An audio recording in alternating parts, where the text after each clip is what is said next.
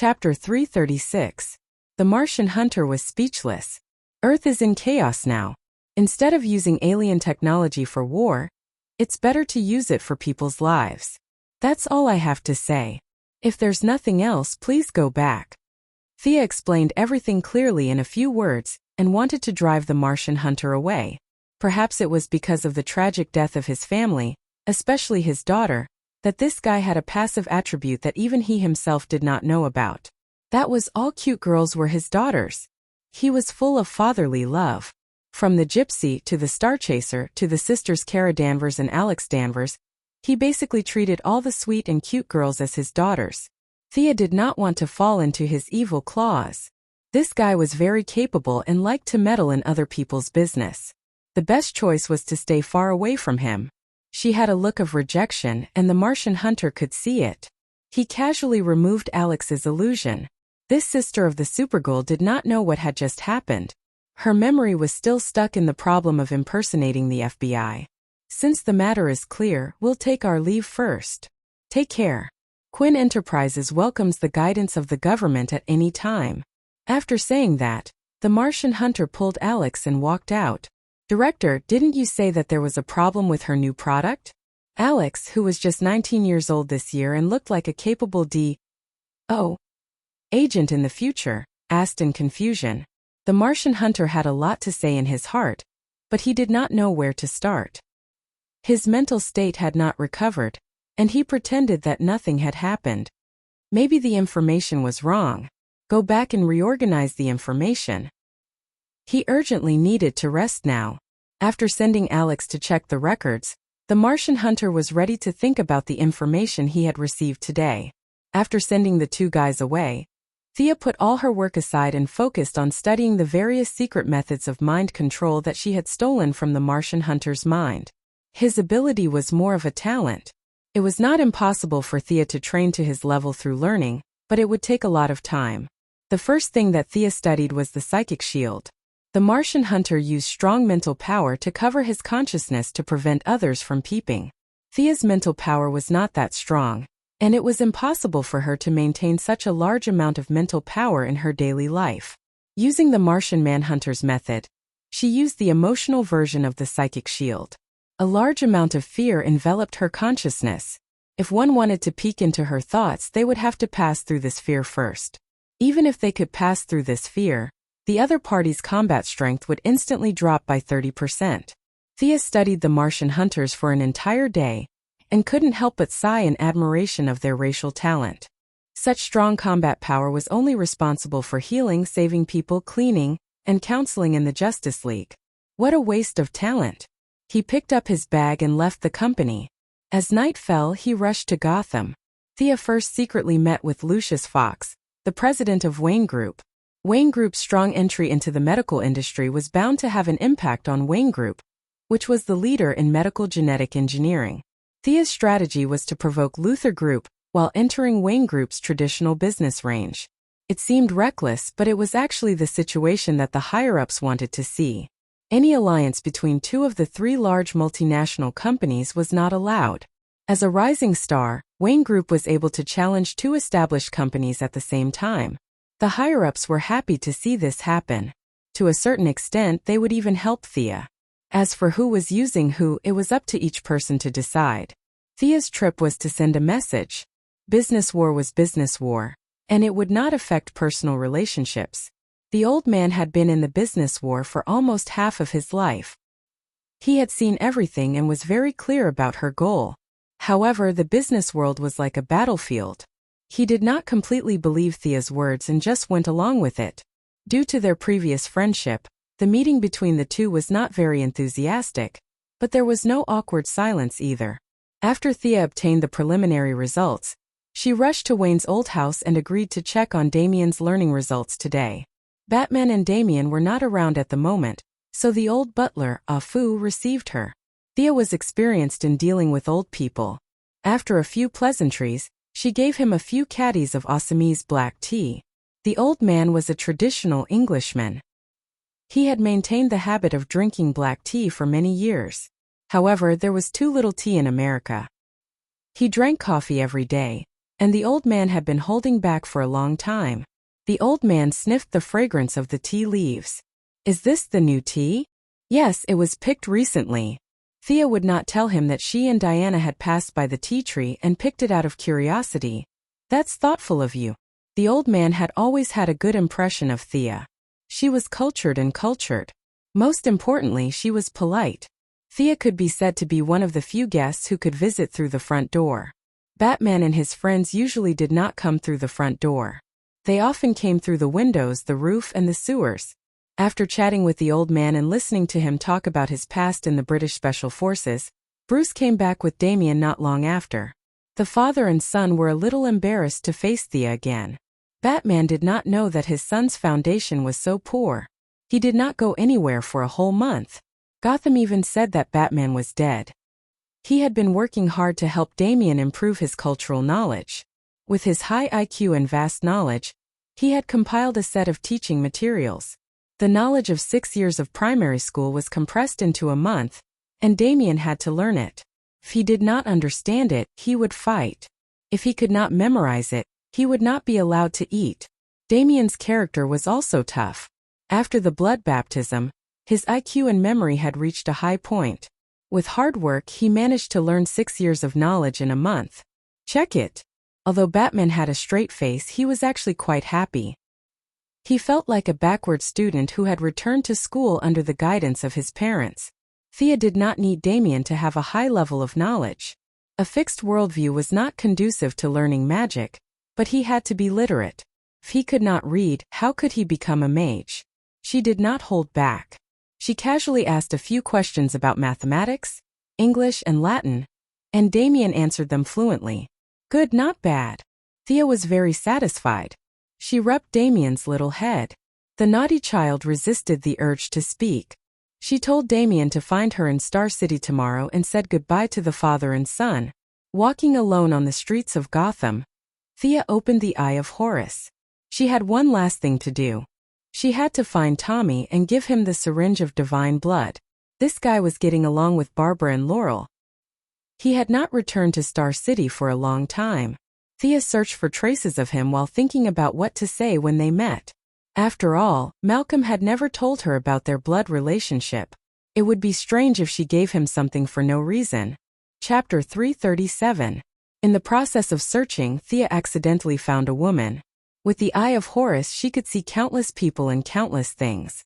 Thea did not pay much attention to her at first, but when she glanced at the woman, she instantly noticed something different about her. Since Tommy's matter was not urgent, Thea's curiosity was piqued. She flew to the woman 2 streets away and carefully sized her up. The woman looked 2 or 3 years older than Thea. She had red hair, wore a green t-shirt and white cloth shoes.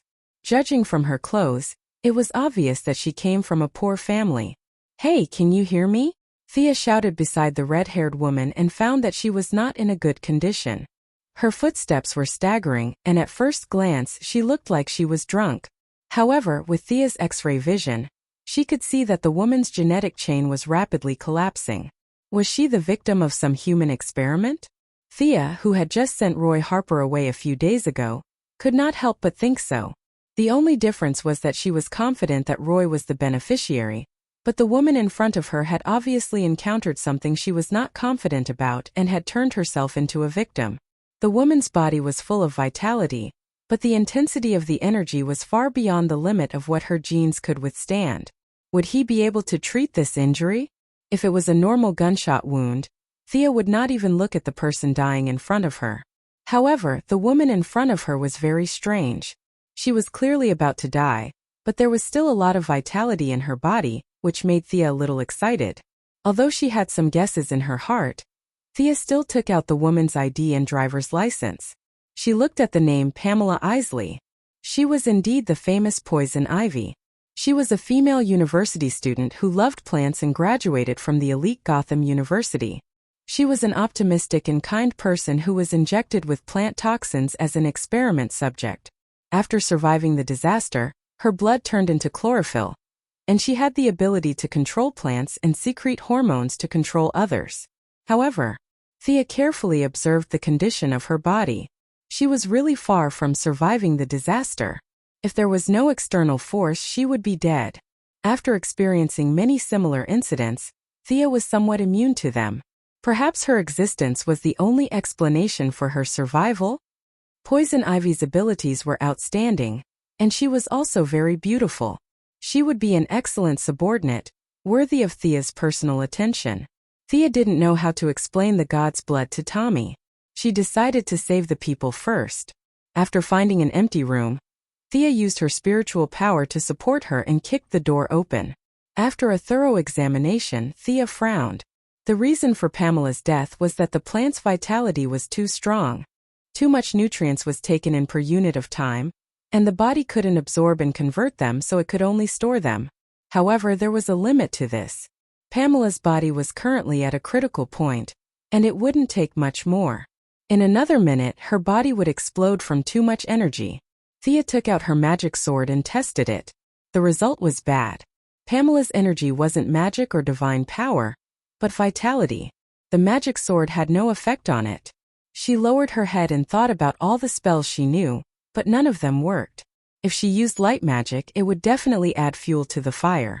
Pamela would explode in 3 seconds. What should she do? Thea rubbed her chin. She was really stumped. Should she use dark magic to counteract the vitality of the plant's poison?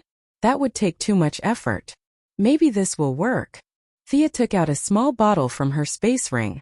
This was the blood that the Court of Owls had taken from Solomon Grundy's heart. The blood had a very strong corrosive property. It was too different from Thea's power system, so she had kept it. She made a cut on Pamela's arm and used her spiritual power to wrap a drop of gray blood into her blood vessel. Suddenly encountering an enemy, the energy in Pamela's body began to fight back wildly, trying to expel the gray blood from her body. However, the gray blood wasn't weak either. It clashed with a large amount of green life energy and didn't seem to be at a disadvantage. However, there was too much green life energy. A tiger couldn't win against a pack of wolves. The gray blood finally ran out of energy and dissipated like gas. It's working. A third of the energy in Pamela's body was used up. Thea dripped the remaining 2 drops into her blood. Half an hour passed. Who are you? Her energy had been temporarily depleted. Although her body was still producing new energy, Pamela had already regained her consciousness. Seeing a stranger standing in front of her, even though she was scared to death, she had no strength left in her body and could only ask intermittently, "I'm the one who saved you. You still remember what happened, right? If it wasn't for me, you'd be dead." Thea wasn't bluffing. Although there weren't many people in this world who knew how to heal, there were still a few. However, Thea was the only one who could heal her. "I remember. I want revenge," Pamela said through gritted teeth. "Very good. Keep it this way. I don't know if you can understand what I'm saying, but I'll only say it once. Your body has been completely transformed by the previous poison. The time of your death has been artificially suppressed by me, but there's not much time left. You need a comprehensive transformation of your body to ensure that you won't die from the poison energy." Thea tried to use concise words to describe her current situation. "My body." Pamela forced herself to sit up. She looked at her 2 green arms. The wound Thea had made was still there, but it wasn't blood that flowed out. Instead, it was a green substance. "Chlorophyll? Where's my blood? I've become a monster." Pamela covered her mouth. She wanted to cry, but there weren't any tears. "My tear ducts are gone. Am I still human?" Faced with her question, Thea thought seriously. "I don't know much about biology, but from a biological point of view, you're a plant that can walk. However, from a philosophical point of view, if you still believe in the concept of human, then you're still human." Thea's first half of the sentence made Pamela's expression turn ugly, but the second half lifted her spirits.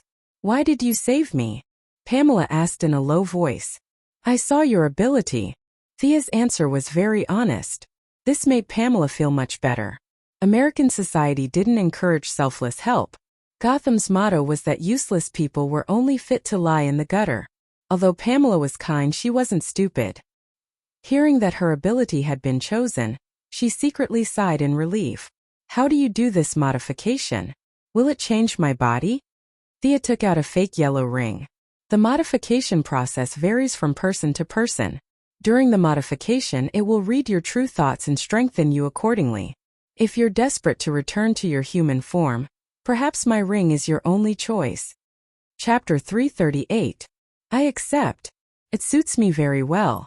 I'm willing to dedicate the rest of my life to it. Thea's words gave Pamela hope again. I don't need you to dedicate the rest of your life. I won't have many missions. You'll gain the power to take revenge. The rest of the time will still be yours. You can continue to grow flowers and plants. Thea was satisfied with her attitude. This girl was much more straightforward than Death Knell. With a light tap of her finger, the yellow ring flew in front of Pamela, emitting a faint light. She reached out and picked up the ring. When she put it on her middle finger, a faint yellow light surrounded Pamela. Thea casually cast a concealment spell. After Damien's teaching mission, Batman would definitely be running around. Barbara's Raptor squad would also be roaming around the city. To prevent them from asking questions, it was best to avoid them. The power of the fake lantern ring was definitely not as good as the original, and the transformation process would take several times longer. Pamela was bathed in the yellow light. Although the transformation process was slow, it was done in an orderly manner. Thea was relieved and went to the rooftop to absorb the moonlight. The transformation process lasted for more than 4 hours. It was only in the wee hours of the morning that Pamela's transformation was finally completed. Thea looked at Pamela's ability through her own ring. Most of the emotional power had been used to restore her human form. Her originally green skin had returned to normal. That's right, it looked normal.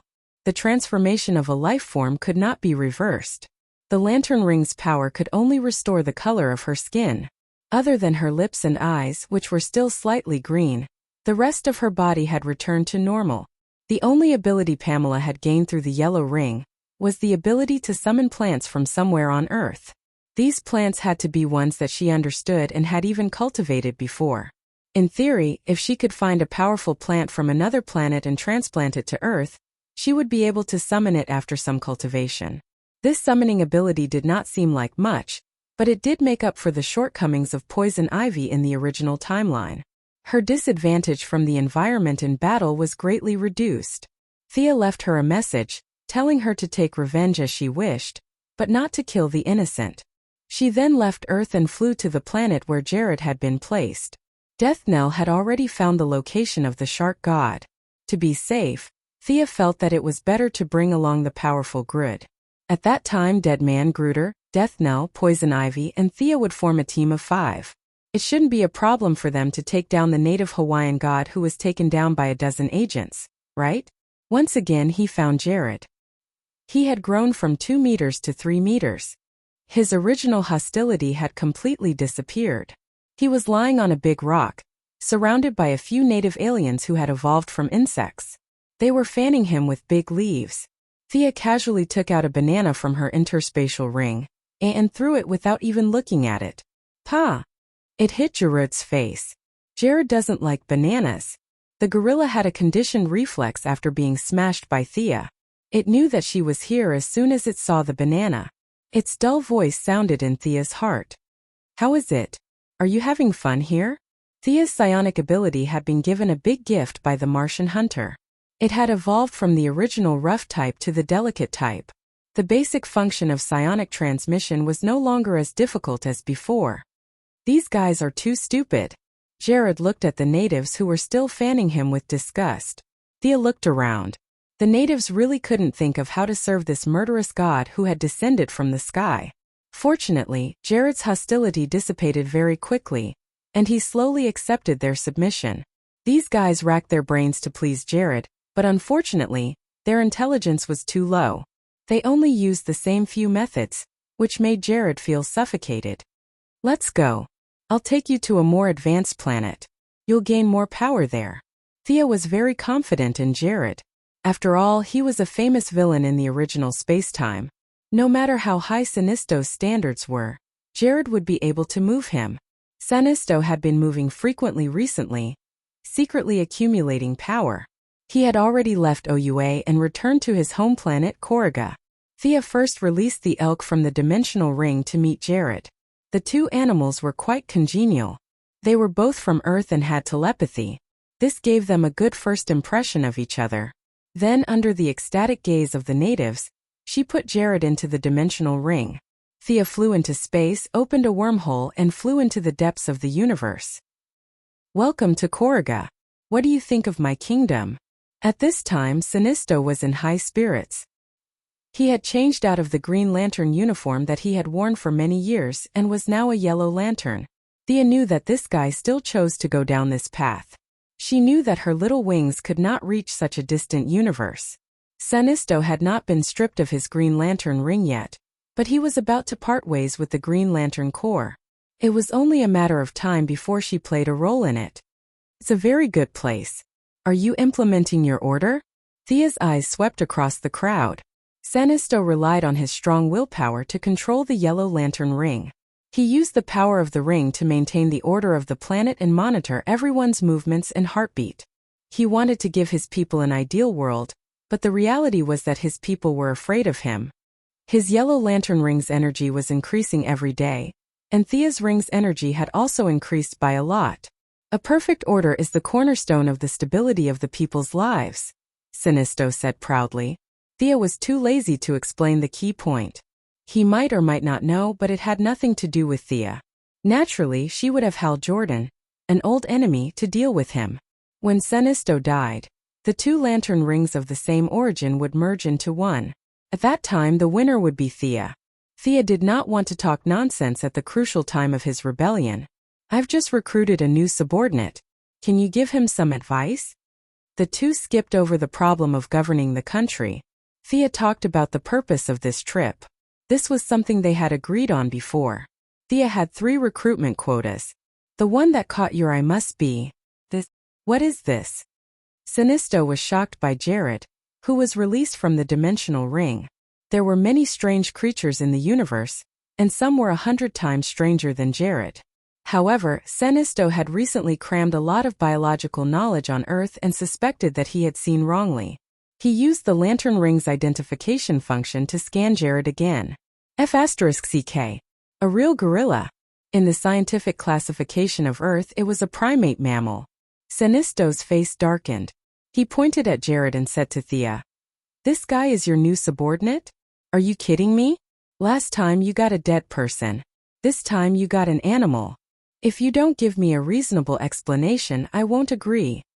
Chapter 339. I'm Jared, not an animal, you purple-skinned eggplant. Before Sinisto could finish his complaint, an unusually dull voice sounded in his mind. He could not help but look at Jared. Was it this gorilla who spoke? Yes, Jared has a very strong telepathic ability. Thea did not hear Jared's words, but she could guess it from Sinisto's expression. Telepathic ability. Sinisto was ambitious and wise. He did not care about the purple-skinned eggplant's words. He was measuring the strength of this ability. Originally, Sinisto thought that Grud, who was 3 meters tall and weighed several tons, was a melee fighter. However, he did not expect him to be a psychic. There were many races in the universe that could control their minds. Sinisto had seen many of them, but most of them were physically weak. It was rare to see a psychic with a body as big as Grud. Jared's 2 huge nostrils snorted with dissatisfaction. Sinisto asked Thea, "How strong is his psychic control?" Thea looked at the people around Sinisto. She had met Lisa Dracker last time. Amon Sum was Abin Sum's son. She had met him a few times before. This guy had also been tricked into the yellow lamp. She did not know the other 2. One was shrouded in black fog, and the other was an alien woman with sharp teeth. Unsurprisingly, this guy covered in black fog was a weapon master. He was a life form from the antimatter universe. His strength was a little unpredictable. Sia aimed at the woman with sharp teeth and gave Jared a telepathic signal. Jared's psychic control was silent. There was no explosion or fire. The red-haired woman with sharp teeth walked slowly to Thea. "Kara Hill, are you okay? Answer me." Sinisto shouted, but his subordinate had been completely controlled. He slowly said, "I'm Jared. Are you kidding me? How could he be controlled so easily?" Sinisto could not believe it, but the truth was in front of him. He had realized that this gorilla was very different from the gorillas in the database of the lamp ring. In fact, Jared's psychic control could work on Sinisto, But Thea did not want to break his confidence. The users of the lamp ring had high requirements for their mentality. Without a perfect mentality, Sinisto would not be able to rebel. The lamp rings of the same color could attack, but Thea and his ring were the same. They could never attack each other. The judgment of the ring was very strict. Any subjective intention would make the lamp ring of the deceased find another way. That was why both of them did not fight each other even though they had ulterior motives. Sia's plan was to not obstruct him, or even support him in his rebellion. She would let him and Hal Jordan love and kill each other. Regardless of whether Sinisto died in battle or returned to the green light, the two rings would become one again. He gestured to Grid to release the mind control on the fanged woman, Karu Hill. It only took a second for the fanged woman's eyes to turn from confusion to fear. "What did you do to me?" Although she was questioning him, she didn't stop and quickly ran back to Sinisto's side. Sinisto nodded silently. "There are so many strange creatures on Earth. Jared can join the Yellow Lantern Corps. He will fight for me, right?" "Of course, but he has to go back to Earth with me first. After that, he will stay here with you." Thea smiled happily. Jared's psychic control was a combination of her initial suggestion and his skyrocketing psychic power. As long as his psychic power was still there, his loyalty could be guaranteed.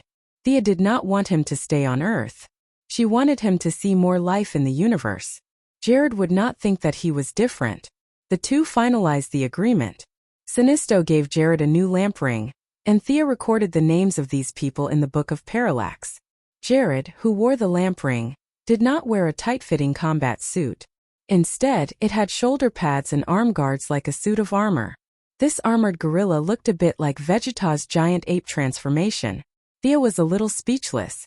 However, Jared's materialization ability disappointed her a little. His brain was too small and his imagination was not enough. The things he materialized were things like scalpels, electric drills, and the like. There were also 2 bananas among them. She decided to explore his brain in the future. Thea had completed her trip. Jared had transitioned from an Earth creature to a universe creature. As long as he wanted to enhance his materialization ability, he had to see more and think more. His knowledge and vision would gradually expand, and this process would also reduce his hatred for humans. After bidding farewell to Sinisto and the others, Thea returned to Earth with Jared. Death Knell had already sent a message back to the shark god. This was not a righteous action. Thea did not call Diana. Instead, she called back the dead people who were playing in the outer space and was ready to fight with them. "How was it? Did you get your revenge?" Thea first went to Poison Ivy's residence. At this time, Poison Ivy was sitting alone in front of the window, hugging her knees and spacing out. Pamela did not answer Thea's question. Her voice was a little hoarse. "The school canceled my student status. They actually thought I was dead. Hee." She was obviously laughing, but there was no joy in her words. Thea did not know how to comfort her. Pamela habitually wiped her face twice, but there were still no traces of tears. "What do you need me to do?" "I want to help you expand your worldview. I want you to see how narrow your world was before. Change your clothes and come with me." Pamela was a little skeptical, but the hinting spell made her believe Thea's words. She changed her clothes and followed. Thea sensed Death Knell's location and opened a blue portal in a place where no one was around. The two walked in. After seeing the charm which used the portal so many times, Thea summarized her spatial knowledge. The portal could not be too big. If it was too big, it would waste magic. If it was too small, it would be uncomfortable. Thea could not open a portal at will, but she could cast a spell in advance to open a safe and comfortable portal. "This little girl is the helper you found to slay the god?" Death Knell, who was wearing a standard combat suit and carrying 2 swords, asked. Thea had been wearing a mask, so he could only tell that Thea was a woman. He did not know anything else. However, Pamela did not hide her face at all. She was dressed like a modern university student. Plus, she was still dizzy after being teleported. In Death Knell's eyes, she looked a little dumb. Everyone has a time when they are young and inexperienced. You weren't much better than her when you first started, right? She has a lot of potential. Thea casually explained. Poison Ivy's future was not ordinary. Thea was ready to give the task of training her to Slade. Didn't he like to be arrogant and call everyone a child? Let him train Poison Ivy slowly. Chapter 340. Death Knell did not think that a student like Pamela would be of any help. In his eyes, Pamela was not even comparable to Oliver from Purgatory Island. At least Oliver was an adult male. I've been on this island for a day. You said there were 2 more helpers. Where are they? Death Knell did not want to dwell on Pamela's problem. He only wanted to see what the god Thea mentioned was. Thea looked to the left of Death Knell's head. Boston Brand was wearing a red tights and was making a face. She was speechless. He's here. Boston, bring the light ring and let them know each other. Thea said. The dead man's physical body was in perfect condition. He could be seen and speak. Without the light ring, even if Thea cast true vision on them, they could only see and not communicate. Seeing a person appear above his head, Death Knell instinctively pulled out his sword. Who's there? Thea did not answer immediately. Instead, she called out Jarrett from the space ring and introduced him to her subordinates. A dead man and a gorilla? Poison Ivy felt that her worldview was shattered. She fell into a daze for a moment. Death Knell's Slade was much better than her. With suspicion in his eyes, he pointed at the dead man and asked, You said this guy is dead? He's in a spirit state now? Thea corrected him. He's in a spirit state. He's the only unique life form in the world that exists between life and death. Everything else you said is correct. Slade pointed at Jared and asked, Is this a gorilla with superpowers? Before Thea could answer, Jared extended his hand and telepathically spoke in his mind. Jared likes the smell of blood on you. Slade shook hands with the gorilla in a daze. He finally got to know his weird teammate. At this moment, Poison Ivy and the dead man chimed in. Are you really Boston Brand? My classmates and I have seen your trapeze performance. Boston Brand was very experienced in dealing with such girls. With him returning to Earth and meeting Pamela, a fellow Gotham native, he began chatting with her. Thea had been observing them. Generally speaking, Slade and Gruder got along quite well. Dead Man and Poison Ivy could also get along well. Thea was not afraid that they would unite and betray her. She wanted to keep them united but not too united. Alright, now that we know each other, Death Knell, tell them about the mission.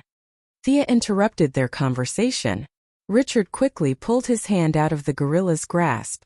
Shaking hands and chatting with a gorilla was a strange experience that he would never have imagined 10 minutes ago. Despite the fact that this gorilla was well-spoken, knowledgeable, and agreed with many of his views, Richard did not know whether to laugh or cry. A gorilla had praised him and agreed with him. What expression should he make? He cleared his throat. Everyone, our current location is about 80 nautical miles away from the main island of Hawaii. This island is not even marked on the military map. I suspect that there is some kind of strong magnetic field around the island. This island is not empty. On the contrary, there are a few villages of primitive people. They don't know about the changes in the outside world, and they don't know how small the space they are in is. They think that this island is the entire world. Our target is the god they worship. It's the shark god in Hawaii's legends. That's all I know. Well done. It was not easy to gather so much information in such a short time. Thea was not stingy with her praise. Although this god is a god in name, according to my calculations, it should be the weakest level. Divine power is proportional to faith. You may know about the Greek and Norse gods, but have you heard of the Hawaiian gods? Thea was afraid that they would have doubts, so she helped to dispel their doubts. Death Knell was not afraid of anything. He would do anything as long as he had money. Gruder also did not care about the human gods. Not to mention the dead. He was already dead, so who could do anything to him? Only Poison Ivy was still a little afraid. However, seeing that the others did not care, her courage increased. What's the exact location of the target? Thea asked Death Knell. I couldn't get anything out of the language barrier. Death Knell was a little embarrassed. Thea did not comment. The light ring could translate languages, but the language of the hundreds of natives was too primitive, so the light ring did not record it. Due to the language barrier, no matter how good Slade's interrogation skills were, it was useless. He opened the Eye of Horus and quickly found a native with leaves around his waist. He used the Martian hunter's super long-distance mind-reading ability to skip the language barrier and read his thoughts directly. After 2 minutes, Thea cut off the connection and pointed to the west side of the island. This way. The few of them walked along a winding path to the depths of the island. The path was slightly repaired, but the natives' tools were too crude. Usually, no one would walk here, so it still looked very desolate. Are there really gods in this world? Poison Ivy whispered to the dead man floating beside her. There should be. After all, a person like me who is neither dead nor alive exists. It should be reasonable for there to be a few gods, the dead man whispered back. Poison Ivy mumbled something that no one could hear clearly and followed the few of them.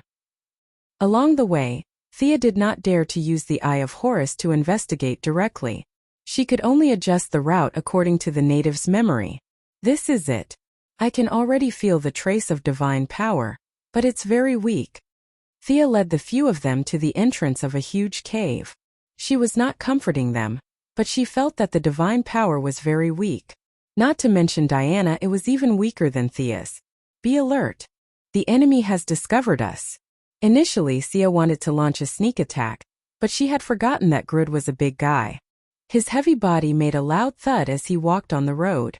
Unless the guy inside was deaf, it was impossible for him not to notice it. Slade immediately pulled out 2 swords, and a handgun hovered behind him.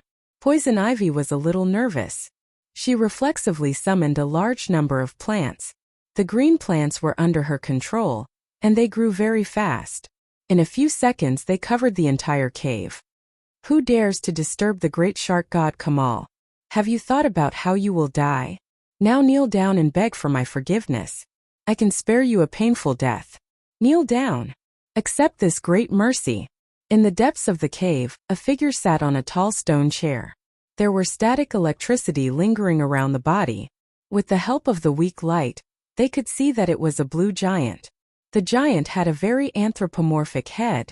There were a few fin-like wrinkles on the top of the head, gills behind the ears, and a mouthful of sharp teeth. He looked at the intruders aggressively. Chapter 341. The giant itself was more than 3 meters tall, and it was sitting at the highest point in the cave. It looked down at them from above. When it saw that they didn't kneel down while trembling like the natives, it was a little annoyed. It slowly stood up. Its blue body was engraved with many unknown patterns. It was from these patterns that the static electricity was emitted, which prevented the cave from being completely dark. Your sad fate has long been decided, you. The giant stood up, but it did not immediately attack. It waved its huge arms, and those who did not know it would think that it was giving a speech. Cut the crap. Kill it. Thea had been observing since she entered the cave. Combined with the glorious history of the original spacetime where this guy was taken down by Amanda's agents, she did not think that this guy was strong. Listening to it talking nonsense, she was annoyed. She was too lazy to guess its ability, so she threw out a chain to bind the giant's feet. Thea did not think too much. She did not know the opponent's ability, so she decided to limit its speed first. After all, there were 3 people on her side, 1 dead man and 1 gorilla. None of them were meat shields that could withstand damage. Gertrude looked big, but in fact, strictly speaking, it was a magician. So, it was a safe way to fight with long-range attacks. The first to respond to her order was Poison Ivy. She controlled countless plants, and she was only a second slower than Thea. The plants that covered the sky and the earth wrapped the giant tightly. Some of the plants that looked very strange even spewed out purple and red gas. Poison Ivy's starting point was a little high. She did not care about the damage of the plants at all. All kinds of toxins were sprayed out. There were neurological, blood-soluble, paralyzing, hallucinogenic, and many other plant characteristics that she was not familiar with. They were all thrown on the giant's face. The originally blue and majestic face was sprayed green. The giant's face showed an angry expression, but it fell into a sluggish state. Gertrude's mind control followed. The dead man's movement was slightly slower. It instantly cast a fierce spell, and then directly occupied the giant's body. The giant's legs were bound by chains, and its upper body was tied tightly by plants. In the spiritual world, Gertrude was desperately trying to control it, and the dead man was also trying to squeeze into its body. Fear was disintegrating its resistance, and the plant toxins were paralyzing its body. Its spiritual resistance was getting weaker and weaker. Seek. Thea was a little dumbfounded. Her team was very strong. Each of them had a control skill, and this arrogant guy couldn't even fight back. However, they lacked meat shields and characters with high attack power. They would need to work on these in the future. Speaking of which, I don't have to go up, do I? Holding two long swords, Richard looked in the direction of the giant with lingering fear. Poison Vine Lady was still controlling the plants to spray poison. The air was suffused with a green color. No matter how he looked at it, the gas didn't seem to have the effect of strengthening the body. Poison Vine Lady stopped spraying. Thea hurriedly stopped Poison Ivy, who was a little excited. Even though she had eaten the fruit of the earth, she was not completely immune to these messy gases, let alone Slade and Grud. This was not a game, and they could not ignore the damage from their teammates. Huff! Huff! Poison Vine Lady quickly stopped. This round of fierce spraying was a big burden on her body. She stopped attacking, put her hands on her knees and gasped for breath. Thea stood still and watched.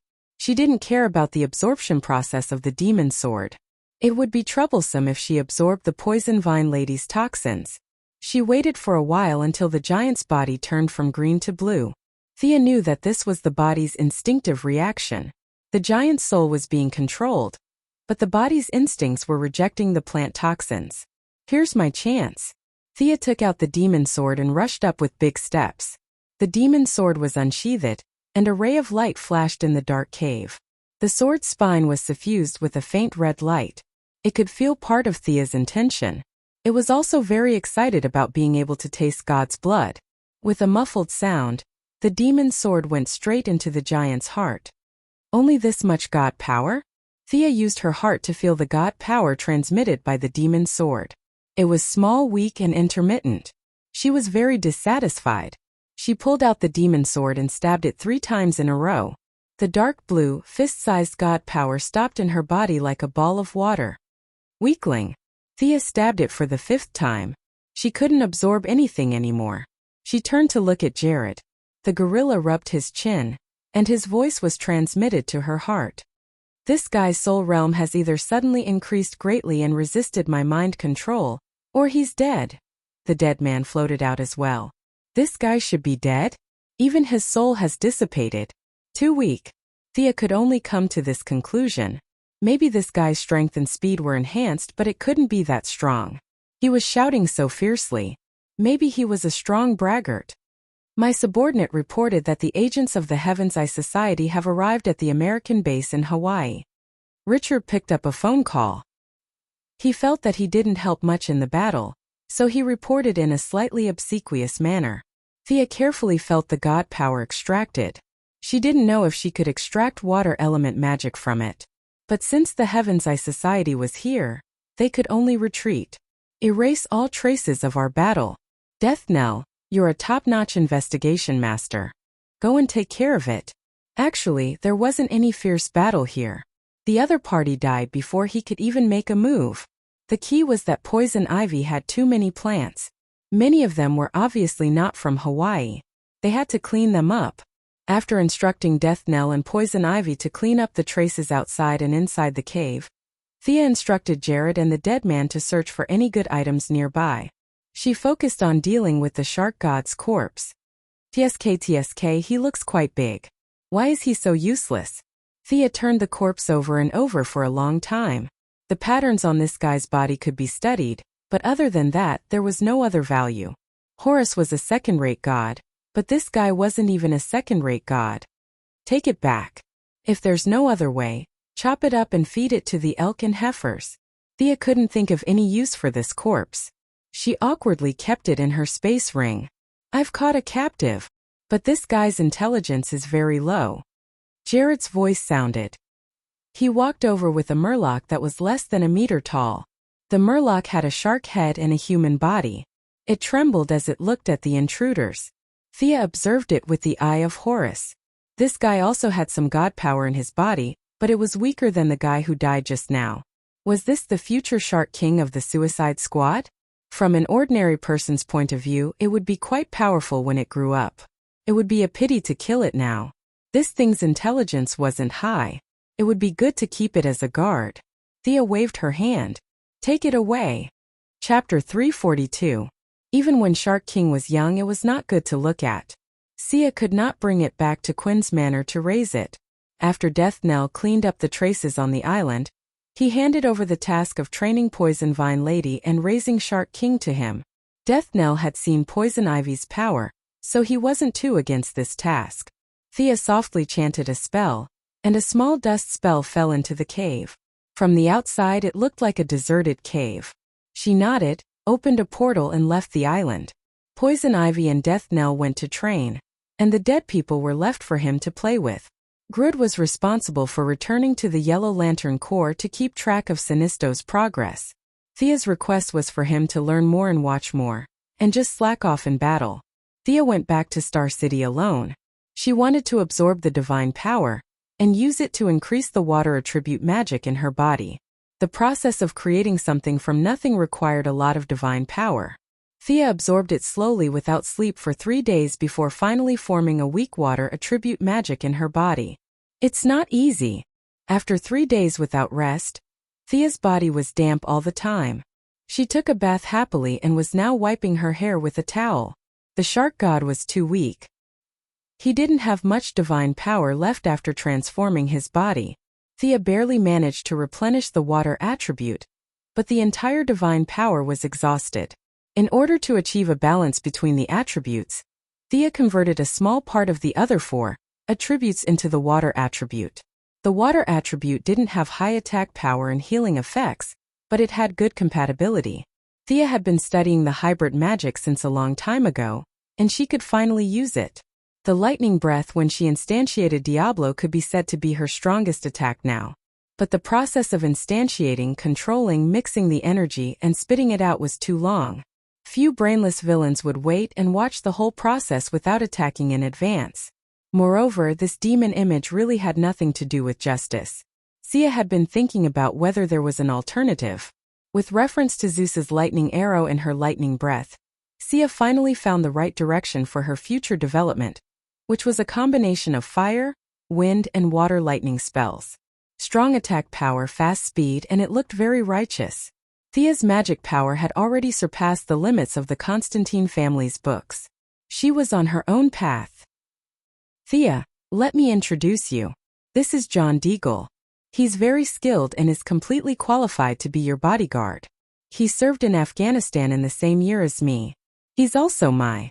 Lila Michaels, who was wearing a black suit, introduced the black man beside her to Thea. He's also your husband, isn't he? Thea was a little speechless at this mature woman who didn't shy away from her in-laws.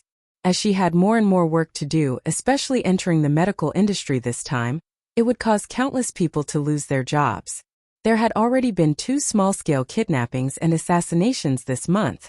Although the movements of these people were as slow as snails in her eyes, and even if bullets hit them, they would not be able to break through their defenses. However, she could not stand the annoyance. Every time he had to put on a show and use all kinds of coincidences to get rid of his opponent. It was really troublesome. That was why she came up with the idea on the spur of the moment, hoping that the Heavenly Eye Society would provide some retired agents or something to decorate the shop. She did not expect it at all. Lila actually pulled her husband, who was idle at home and was a house husband, out. She knew Thea's strength. If this job was really dangerous, who knew who would be the one protecting who? Of course, in all fairness, John Deagle's skills were not bad. As the future Iron Triangle of the Green Arrow team, he had been verified by history. In fact, Lila also had a mental struggle. Her husband stayed at home every day, washing clothes and cooking. It was easy to affect a man's mind. Her job in the Heavenly Eye Society was not suitable for the straightforward Deagle. Coincidentally, Thea mentioned this to Amanda. Lila very firmly took on the task. Amanda could not possibly refute her assistant's face over such a small matter, so she agreed without much thought. However, Lila did not tell her husband about Thea's strength. Deagle had a strong self-esteem.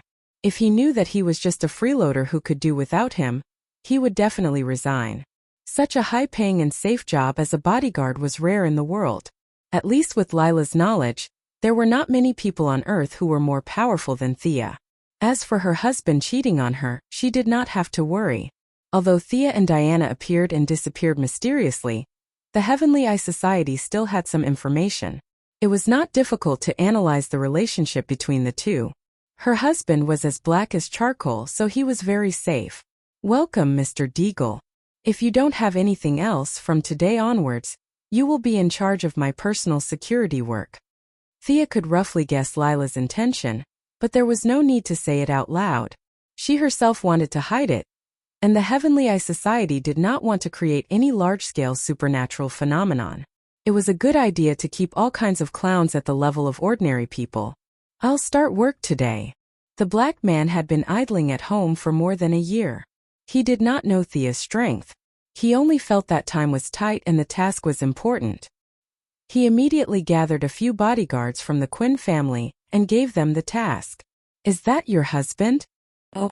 Thea only asked Lila softly when the black man disappeared from her sight. Haha. Yes, yes. Lila laughed dryly. She was a little embarrassed to take her salary so openly. Thea did not mind. She just felt that her butterfly wings were getting bigger and bigger. John Deagle came to the Quinn family to be their bodyguard. What a strange fate. In the next few days, the black man carried out his duties seriously. He recruited a few more bodyguards and set up a thorough protection plan. Needless to say, he really caught an attacker and realized his personal value. The black man became even more high-spirited. Unlike how he protected Olivier in the original timeline, Thea was a woman after all. He could not protect her 24/7. However, Thea did not run all over the city like Olivier. Overall, it could be said that both the host and the guest enjoyed themselves. Thea's secret base. This is artificial intelligence. The person who exclaimed was naturally Miss Felicity Smoker, who had just returned from a business trip to Detroit's Red House. First she thought that Thea was joking. Artificial intelligence? You must be kidding me. How could such a sci-fi thing exist in reality? However, when the 3D projection of Gideon greeted her, the former hacker was completely stunned. Fortunately, the secret base was deep underground and had good soundproofing. Her scream did not attract anyone's attention. Is it really artificial intelligence? After receiving Thea's confirmation, Felicity's eyes widened. She was afraid that her eyes were playing tricks on her, so she used her hand to check the 3D projection of Gideon. Finally, she confirmed that she was not hallucinating. The thing from the movie was right before her eyes. Chapter 343. Is this also an extraterrestrial product? Felicity, who had seen the world in the Red House, could not help but think. Thea did not answer this question. She needed Felicity's computer knowledge to strengthen Gideon, or rather, to limit the artificial intelligence. Countless movies and TV shows had shown that an unrestricted artificial intelligence would bring disaster to mankind. Gideon on the spaceship Waverider had even evolved emotions, so Thea had to be careful. I'll have to study it carefully. Thea ordered Gideon to show her the source code. Felicity's eyes lit up after reading 2 lines. Then she ignored Thea and started typing on several machines alone. The former hacker lady had been researching for a whole day. Thea had to ask her to stop because she was so focused that she forgot to eat and sleep. If Thea ignored her, she would starve to death. Miss Felicity was so excited that she poured out all of her research findings the moment they met. Thea was confused by the algorithms and logical relationships that she talked about. Anyway, Gideon was synonymous with perfection and refinement in her mouth. When do you think we can start designing the mechanical armor? Thea did not care about the construction of the artificial intelligence, as long as it did not rebel. Now, Felicity was still eating something in her mouth and said a little unclearly, "Then let's get started." The design of the Iron Man armor was not too difficult. With the atom suit as the foundation, it was coupled with the new energy source developed by the Quinn Corporation. After the research of dozens of researchers from the Quinn Group, the white dwarf fragment, which is 1 cubic centimeter in size, weighs 1 ton. This small piece of output design is reasonable and can provide electricity for a large city with a population of millions for several years. This huge energy body can completely provide energy for the power of the Iron Man armor. Atomic Night Ray Palmer had only acquired the new energy technology after merging with the Quinn Group. His battlesuit was initially powered by a white dwarf. Unfortunately, the high-density and high-temperature stellar fragments were extremely unstable, and the violent explosions had accidentally caused his atomization. Thea did not need to follow in his footsteps. The Red House laboratory had the product she needed. The white dwarf star stabilizer was the size of a small box. It could be placed inside the armor and could steadily output the energy of the white dwarf.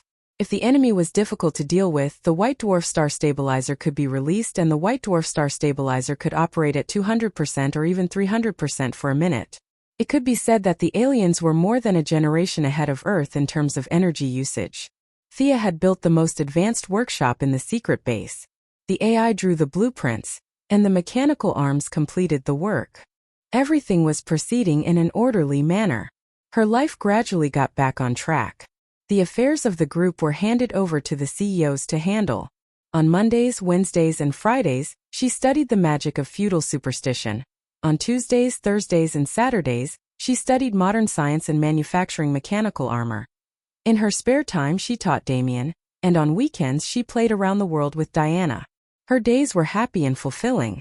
While she was happy, there were naturally people who were unhappy. With the launch of the medical pod, a large number of medical workers were impacted. Originally, they could live a leisurely day by performing 2 surgeries a day. Now that the medical pod was on the market, they could perform a surgery in 10 minutes, and the patients could go home in 2 hours. It was more than 10 times more efficient than before. The Medical Practitioners Union, the Trauma Healing Union, the Nurses Union, the Attending Physician Union, and a bunch of other unions that Thea had never heard of responded. A group of people marched, demonstrated, and launched petitions. In the end, when they saw that no one in the Quinn group took them seriously, they filed an appeal to the federal court in a fit of anger. Under the system of separation of powers, for some reason, the court accepted the appeal. Thea, who was still developing her own weapon system, had no choice but to participate in the preliminary review. "Miss Quinn, don't be nervous. You don't have to say anything." This was the big brother of the bodyguard, Digger, who did not know the truth. "Thea, this is a small problem. Don't get agitated." This was the Heaven's Eye Society's Laura Michaels, who believed that she knew her strength. "Calm down. You must calm down." The one who said this was the Martian hunter, who was pretending to be the director of the Supernatural Investigation Bureau. He was afraid that Thea would go all out in anger. Because of his fear of fire, he could not stop Thea at all. The words of the 3 people sounded similar on the surface, but in reality there was a big difference. Thea's mentality was now very detached. These people who were holding slogans and protesting loudly were zero threat to her. If she cast a large-scale fear spell on them, 80% of these people would wet their pants. She glanced at the Martian hunter from the corner of her eyes. This guy had been on guard all this time. "Hey, who organized these people?" Thea's question rang in his heart. "I don't know. The Super Investigation Bureau and the Heaven's Eye Society did not receive any news. But if I'm not wrong, it should be Lex Luthor." The Martian hunter did not hide anything from her and told her his guess. Thea pursed her lips and did not say anything. Luthor was too controlling. He would never allow different voices to appear in his sphere of influence. He had waited until today to launch his attack. It was already too late. However, this move was just to test the government and the military's support for Thea. Only when he knew the bottom line could he continue with his next move. She had to create some trouble for him. Should she send Death Knell or Poison Ivy? Thea thought about it and decided that it would be better for Poison Ivy to do it. Luthor was also equipped with black technology. Death Knell had a high reputation. It would be troublesome if they were discovered. Thea did not say a word during the preliminary examination and the press conference until she left. That night, a supernatural incident occurred in Luthor's building. From time to time, there would be overtime employees who went berserk and beat up their supervisors. It was originally thought to be a single case, but there were 3 cases in 3 days. Even a fool would know that something was wrong. "Did you do this?" The Martian hunter stopped Thea early in the morning and stuffed a newspaper into her hands. Thea opened the newspaper and looked. "Hey!" It turned out to be the Daily Planet newspaper that did not match Luthor's. The entire front page of the newspaper was news of Luthor Group's crazy exploitation of workers. The writer was not Louise Lane, but the style of writing was more pungent. The Luthor Group in his writing was similar to a sweatshop. She denied the Martian hunter's accusation. "Don't talk nonsense. You are a master of mind control. This is obviously not a mind control method." Thea made a disgusted expression. Poison Ivy's method came and went without a trace. Who would have thought that some plants could be so powerful? The Martian hunter naturally went to the scene to observe. He did not find any traces of mind control, but this made him even more confused. Who did this? Keep it under control. Don't let the situation escalate. He left these 2 sentences and hurried back to continue looking for clues. Chapter 344. Over the next few days, the media was abuzz. Today, they were saying that Quinn Corporation had forced a middle-class doctor to beg on the streets. The next day, they were saying that Luther Corporation had driven several employees crazy by working overtime day and night. Both sides fought back and forth for a few rounds, maintaining a subtle bottom line, which was to test the waters without killing anyone. Just as several domestic analysts were casually analyzing the development of the situation, things suddenly calmed down. No one on the streets accused Thea anymore, and there were no more paranormal incidents in Luther Corporation. Things were just like the beginning, appearing suddenly and disappearing quickly from everyone's sight. Thea did not participate too much in this matter, because her armor had entered the final stage. Power system intact, propulsion system intact, auxiliary operating system intact. 3, 2, 1, start. In the secret base, Felicity carefully stared at the various indicators on the display screen. Thea stood in front of the left, and there were 4 mechanical arms in front of her, quickly helping her equip the iron armor that the 2 had worked hard to make for many days. Unlike the Iron Man next door, Thea had enough combat power. She just needed some strong defense, and did not need to make a fully enclosed armor. Her armor was not so much like the Iron Man's, but more like Dr. Destruction's. Traditional metals could not be perfectly integrated with magic. Thea thought for a while and finally took out the body of Kamal, the shark god. Disemboweling and chopping into pieces was not enough to describe her brutality. The inner layer of the armor was traditional metal, auxiliary operating system, and energy conduction system were in this layer. The outer layer was Kamal's bones. Although Kamal was weak, he was still a god, and his body still had good magic conduction. Thea engraved a large number of practical magic circles on this layer, such as strength, agility, endurance, and so on. These were all spells that could improve the overall performance of the armor. The outermost layer was made of hafnium metal, which could only be artificially synthesized. Its hardness, melting point, and quality were extremely high. Hafnium metal had the effect of resisting nuclear bombs, and considering several aspects, it was the most suitable material for Thea's armor. There was no need for a full body armor like the Iron Man, so naturally, there weren't so many places that needed to be tightened. The defense of the body's joints was lower, but the agility was much better than Tony Stark's straight punches and kicks. Thea was dressed very quickly. Shoulder pads, chest pads, arm pads, and leg pads were all equipped. She also wore a silver-white helmet on her head. The Eye of Horus crushed all detection equipment. There was no mask, but a mask would appear to cover her face during battle. The armor was silver-white in color, but there were red patterns on it. As a symbol for a long time in the future, a cape was a must. The 2 of them argued about the color of the cloak again. The cloak should be green, right? The green cloak and the silver armor seemed like a good match.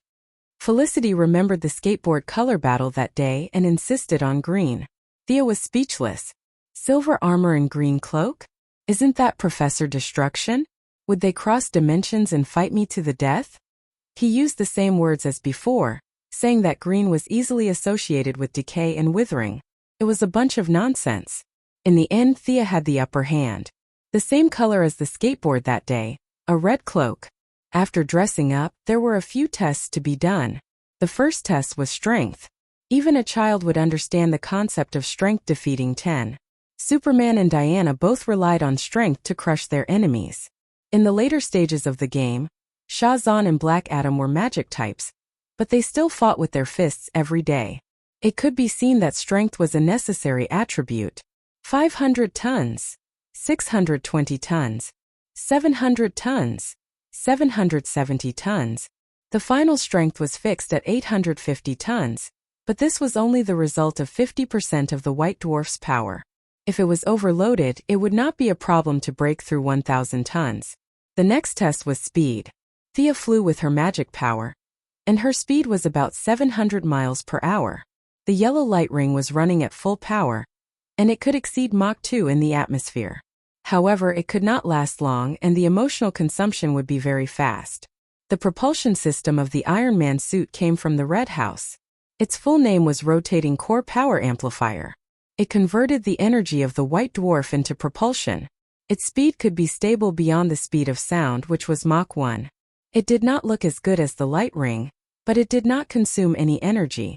In addition, it had a strong defense and optical camouflage function. In terms of stealth and security, it was better than the light ring. Do you still want to test the weapon system? Thea avoided the satellites, flew a few laps around the vicinity, and returned to the secret base. Felicity asked, "Let's try it. With the energy supply of the white dwarf, the frost gun will definitely last longer."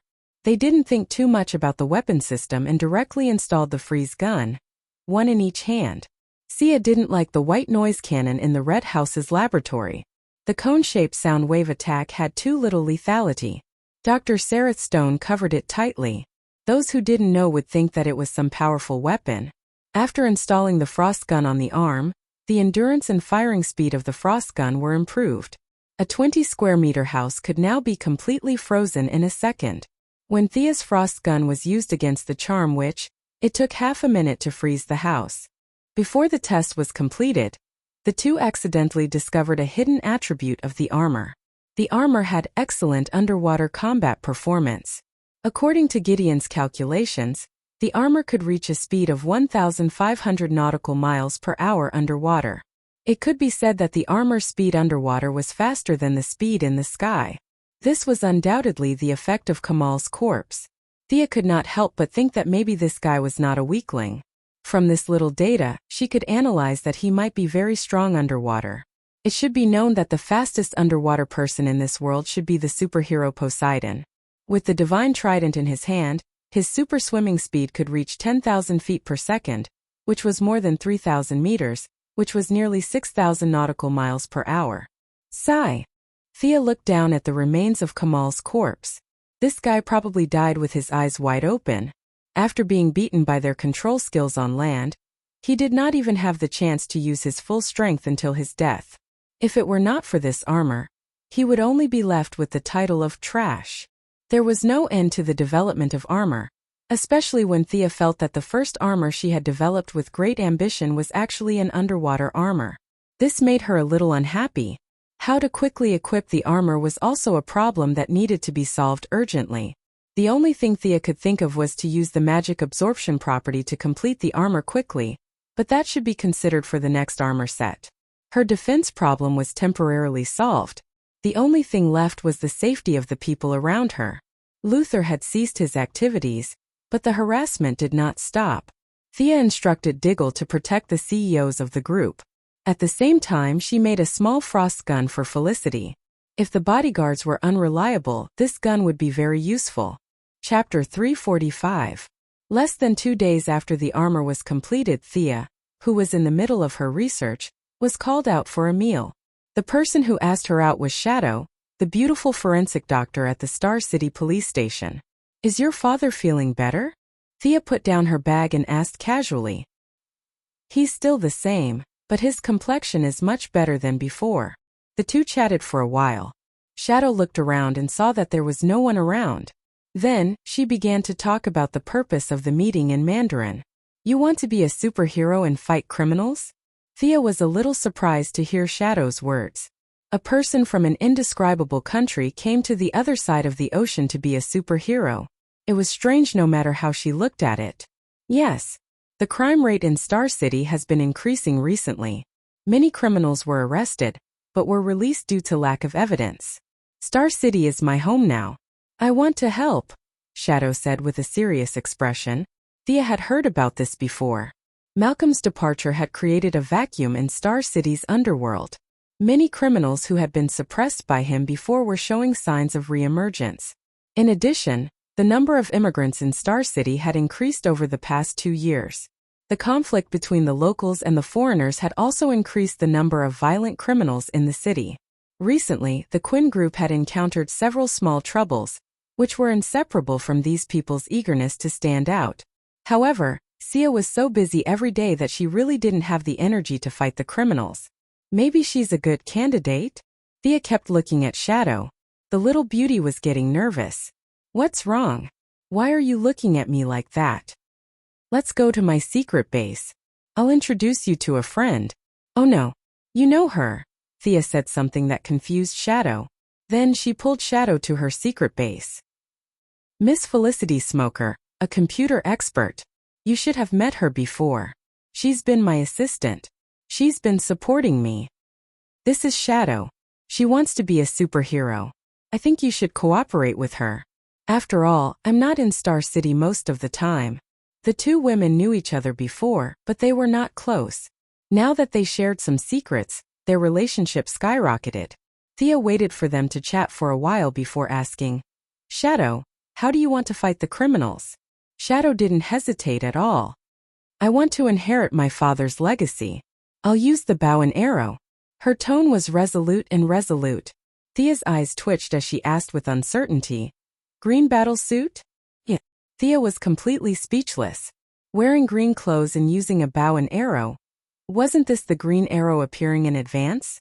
Was she going to call herself Green Arrow Girl? Green is good, green is good.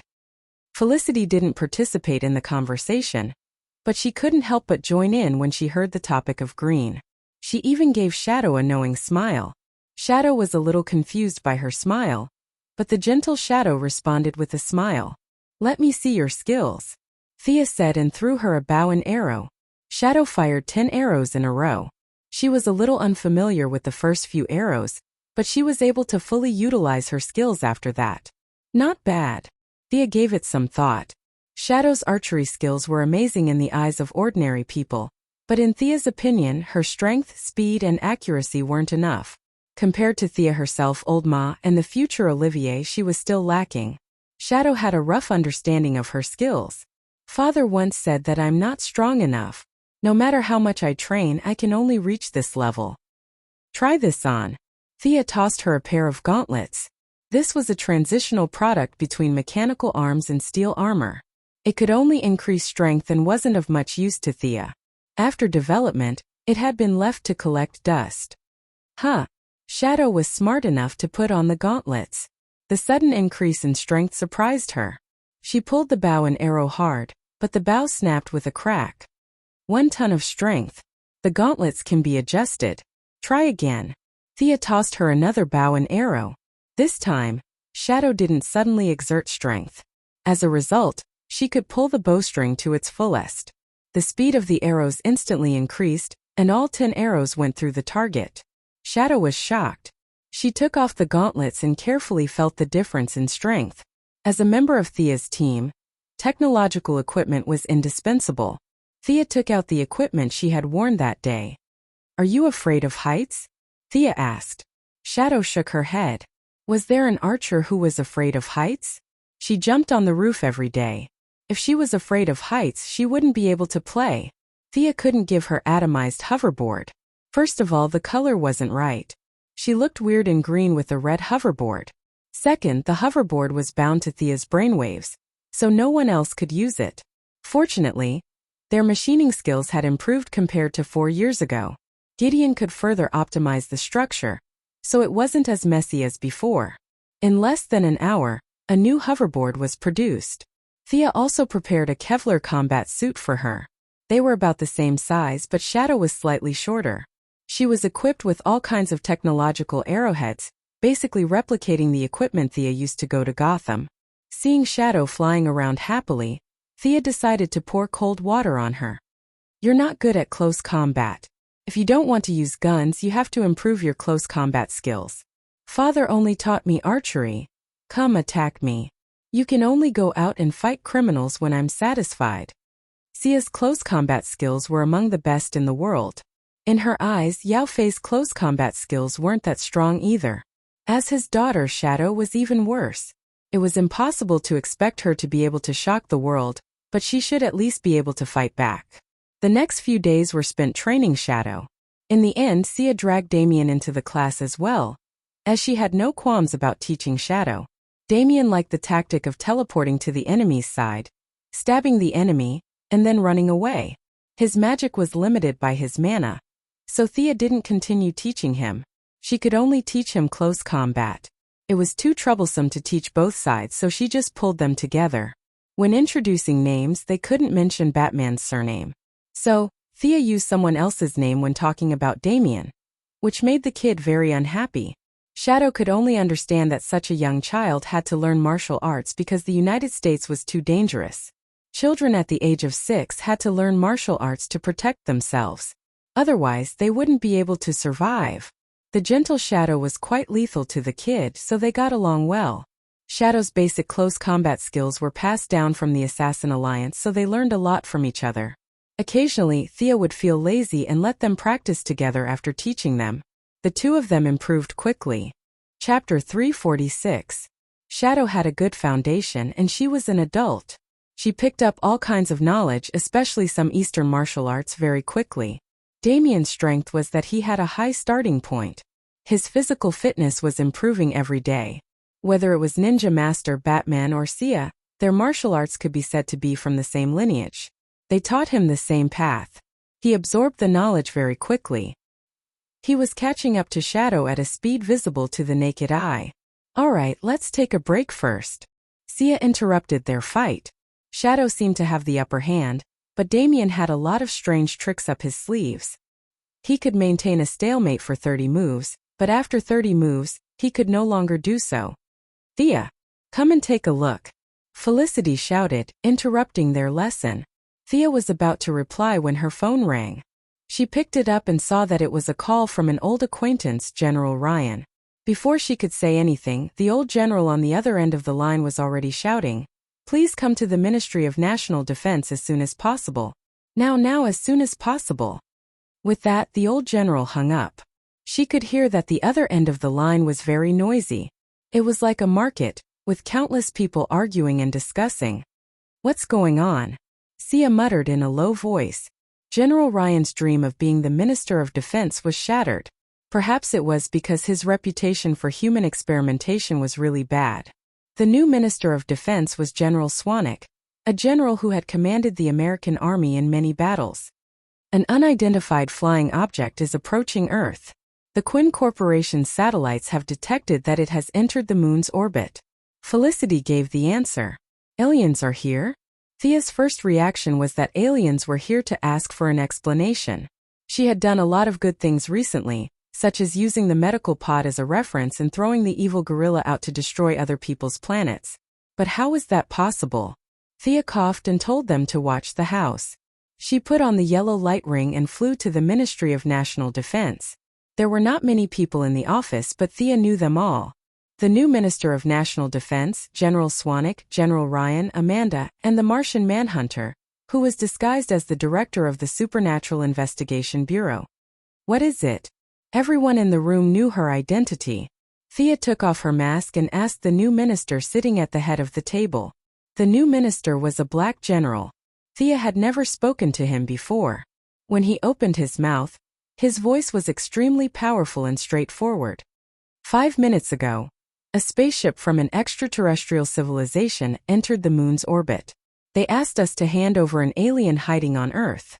I think you're the most knowledgeable person on Earth about aliens. How do you think we should respond? General Swanwick felt a headache coming on. To run into something like this right after taking office was beyond unlucky. Fortunately, he knew Thea and hurriedly asked her to come up with an idea.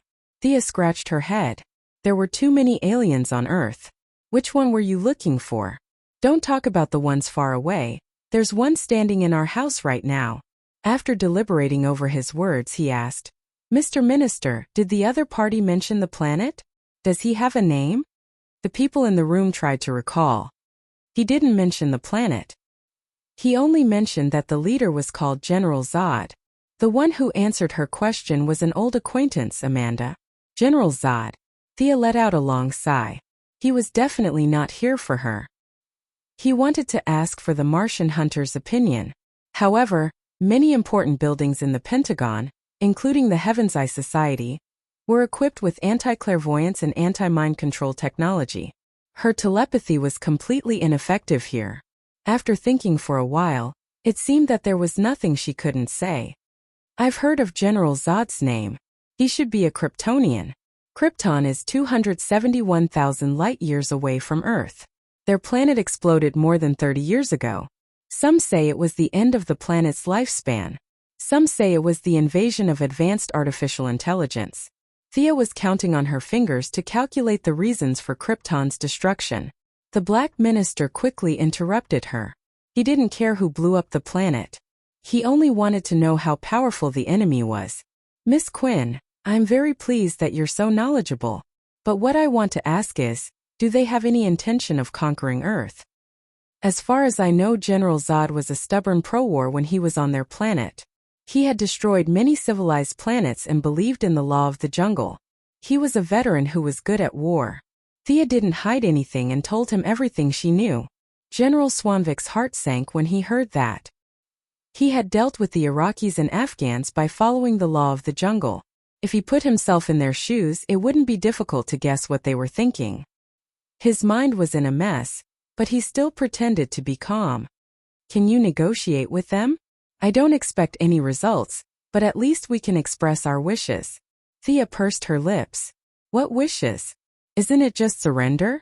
She pretended to be righteous and said, I'm willing to go, but you'd better come with me. I can only act as a driver and translator. I can't represent the country. F***ck. What you said made sense. The high-ranking officials in this room usually represented this and that, but when it was time for them to represent the country, they all shrank back. What a joke. Why would they go to an alien spaceship to negotiate? Even their ashes wouldn't come back. The people who usually bragged about how powerful they were all speechless. They all lowered their heads, afraid that they would be called to die. General Swanvik also had a headache. The president was hiding in the basement, and he had full authority to deal with the outside world. He also had to command the scene, so he shouldn't go. He looked around and no one dared to look at him. The Sky Eye Society and the Supernatural Investigation Bureau were not qualified to represent the country. After thinking for a while, he said, I'll go with you. Minister, don't. Minister, please reconsider. Several people whispered to persuade him, but no one shouted, I'll go. They all pretended to be worried, but their tense bodies were relaxed. Even Thea was a little surprised. Without fighting, she wasn't confident that she could deal with those Kryptonians. But running away was not a problem. Whether it was the power armor, the light ring, or the portal, she was sure she could escape. But all of this reflected the courage of the new minister. The grim situation had forced him into a corner, and his own decisiveness was another factor. However, it would be troublesome to bring this guy with her. Thea glanced at the Martian hunter discreetly and found that this guy was pretending that nothing was wrong. In fact, with him and Superman, they could definitely fight the Kryptonians head-on. But it seemed that he didn't want to expose his identity. Do I need to wear a spacesuit? Do you think I need to bring a pistol? The minister was about to say his last words. He asked Thea and told his secretary to hand over the things in the office to his wife if he didn't come back. Chapter 347. Should I use a spacesuit or not? Thea thought for a moment before she conjured a respirator and handed it to him. This respirator is modeled after the planet Korriga.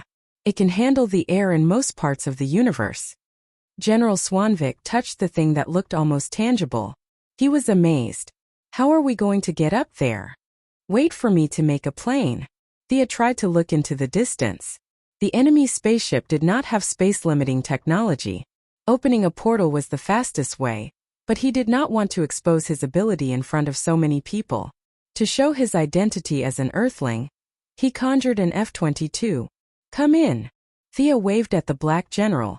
Does this thing have a firepower system? General Swanvik was familiar with his own plane. He habitually got into the plane and fumbled around. Suddenly he remembered something. It's all in your imagination. It's all fake. Thea knew what these people were thinking and immediately dismissed the idea. Sit tight. Let's go. Someone had already opened the roof of the office. The layered, purely mechanical structure was claimed to be able to withstand the attack of medium-range missiles. Thea took control of the plane, rose vertically, and flew directly to the moon after it was a kilometer above the ground. The experience of flying out of the atmosphere was a bit exciting for the minister, but his emotions were quickly replaced by a deep fear. He pretended to be calm and asked, "They won't attack first, right?" "No, they won't," Thea answered without hesitation. In fact, she did not know. She was just judging from her impression of Zod. He was a very cautious man with leadership qualities.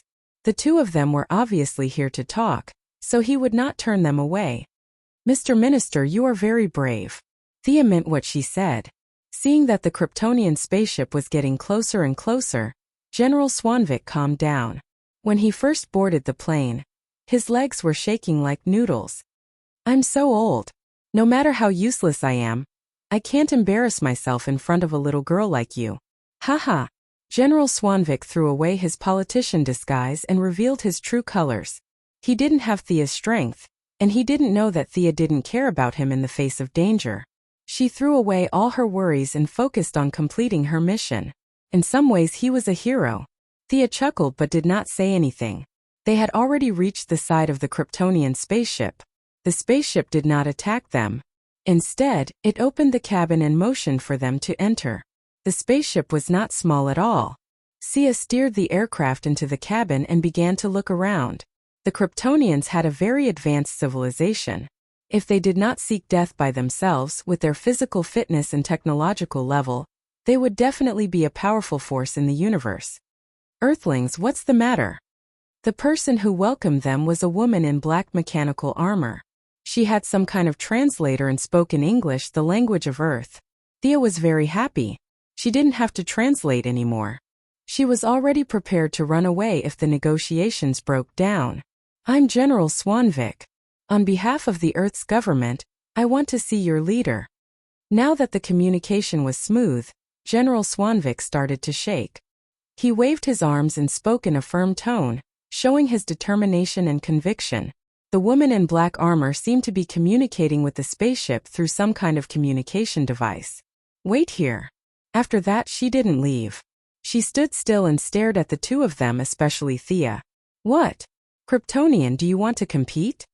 The Kryptonians' genetic modification technology was very advanced. Thea had wanted to go in and observe. She didn't expect the woman to be so sneaky. She would rather have the leader meet them at the edge of the spaceship than let them enter the inner area. Thea was a little upset. She was a little angry that the woman in black armor was staring at her. "You are not Carl Air. Your ability is really amazing. This is not a real thing, is it?" The woman in black armor was not angry. She just looked at the aircraft curiously. "Don't be surprised."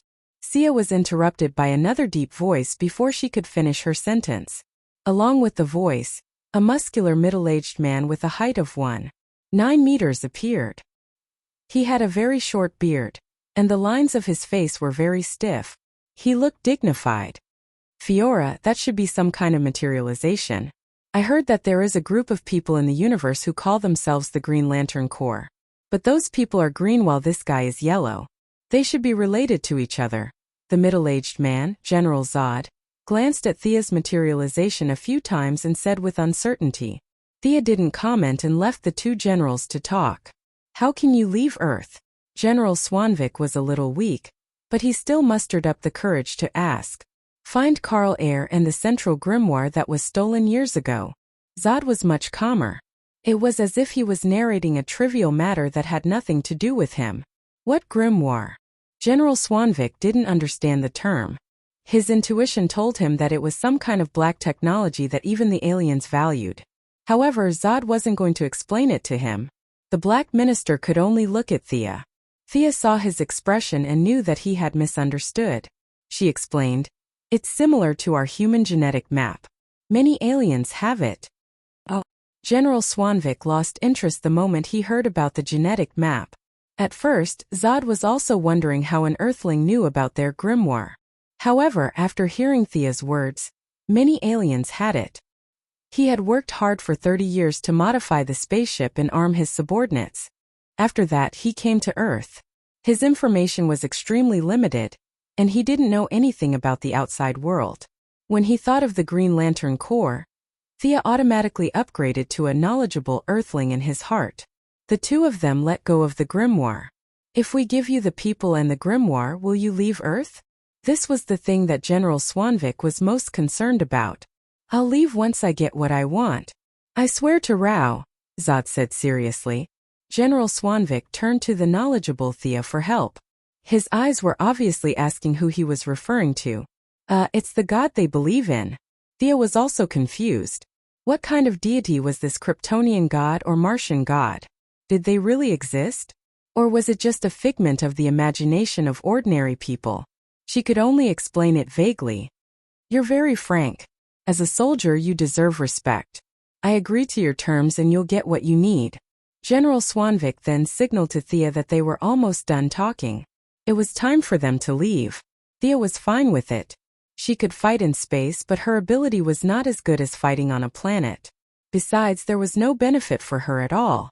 She had nothing better to do than to take the blame for Superman. This mission was successfully completed. General Swanvik had consolidated his position in the Ministry of National Defense. Thea had also successfully connected with him. Amanda and General Ryan could step aside next time. Chapter 348. Zod didn't stop them at all, and the return trip went smoothly.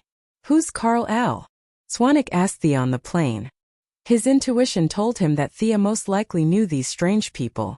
You should have seen him before, but I don't know his name. The guy in the red cape during the battle at Seaside City was a Kryptonian. I don't know if he is the Carl Air they are looking for. Thea's words were 70% true and 30% false. When General Swanwick heard this, he knew that it was good news that they wouldn't have to search for Carl Air in the vast sea. The plane landed on the ground, and General Swanwick walked back to the Ministry of Defense in high spirits. He was greeted by everyone's praises. Regardless of camp, brave people were worthy of admiration. For the first time, the African minister's personal reputation suppressed all the voices of dissatisfaction. Immediately, find this Carl Air immediately. The high-spirited Minister of Defense issued a new order, and everyone started to get busy. Miss Thea, I need you to take charge for a while. Now that the African minister and Sia had gone through so many trials and tribulations together, their relationship had improved imperceptibly. The way he addressed her had already transitioned from Miss Quinn to Miss Sia. Sia also needed to strengthen their relationship. At the same time, she wanted to see the internal conflict between the Kryptonians up close. Naturally, she agreed. Not long after Superman and Louise Lane arrived at the Ministry of Defense, Superman was there to surrender himself, while Louise was there to be captured, half forced and half willingly. The reason was that she claimed on the internet that she knew the true identity of the Kryptonians hiding on Earth. Looking at the furious Louise Lane, Thea was speechless. She came to the Ministry of Defense to talk about freedom of the press? The word fear was not in her dictionary. If it weren't for her father, General Lane, who would have talked to her nicely? She might as well drink a liter of water first before she spoke. Standing at 1.9 meters tall, Superman's red cape fluttered in the wind. He didn't surrender like he did in the original timeline. He hovered outside the Pentagon waiting for them to come out.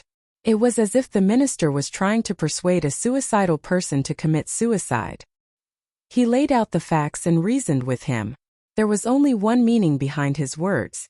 He wanted Superman to sacrifice himself for the greater good. On the surface, Superman seemed to be listening to him carefully. In fact, he had already entered a chat channel called Martian Hunter.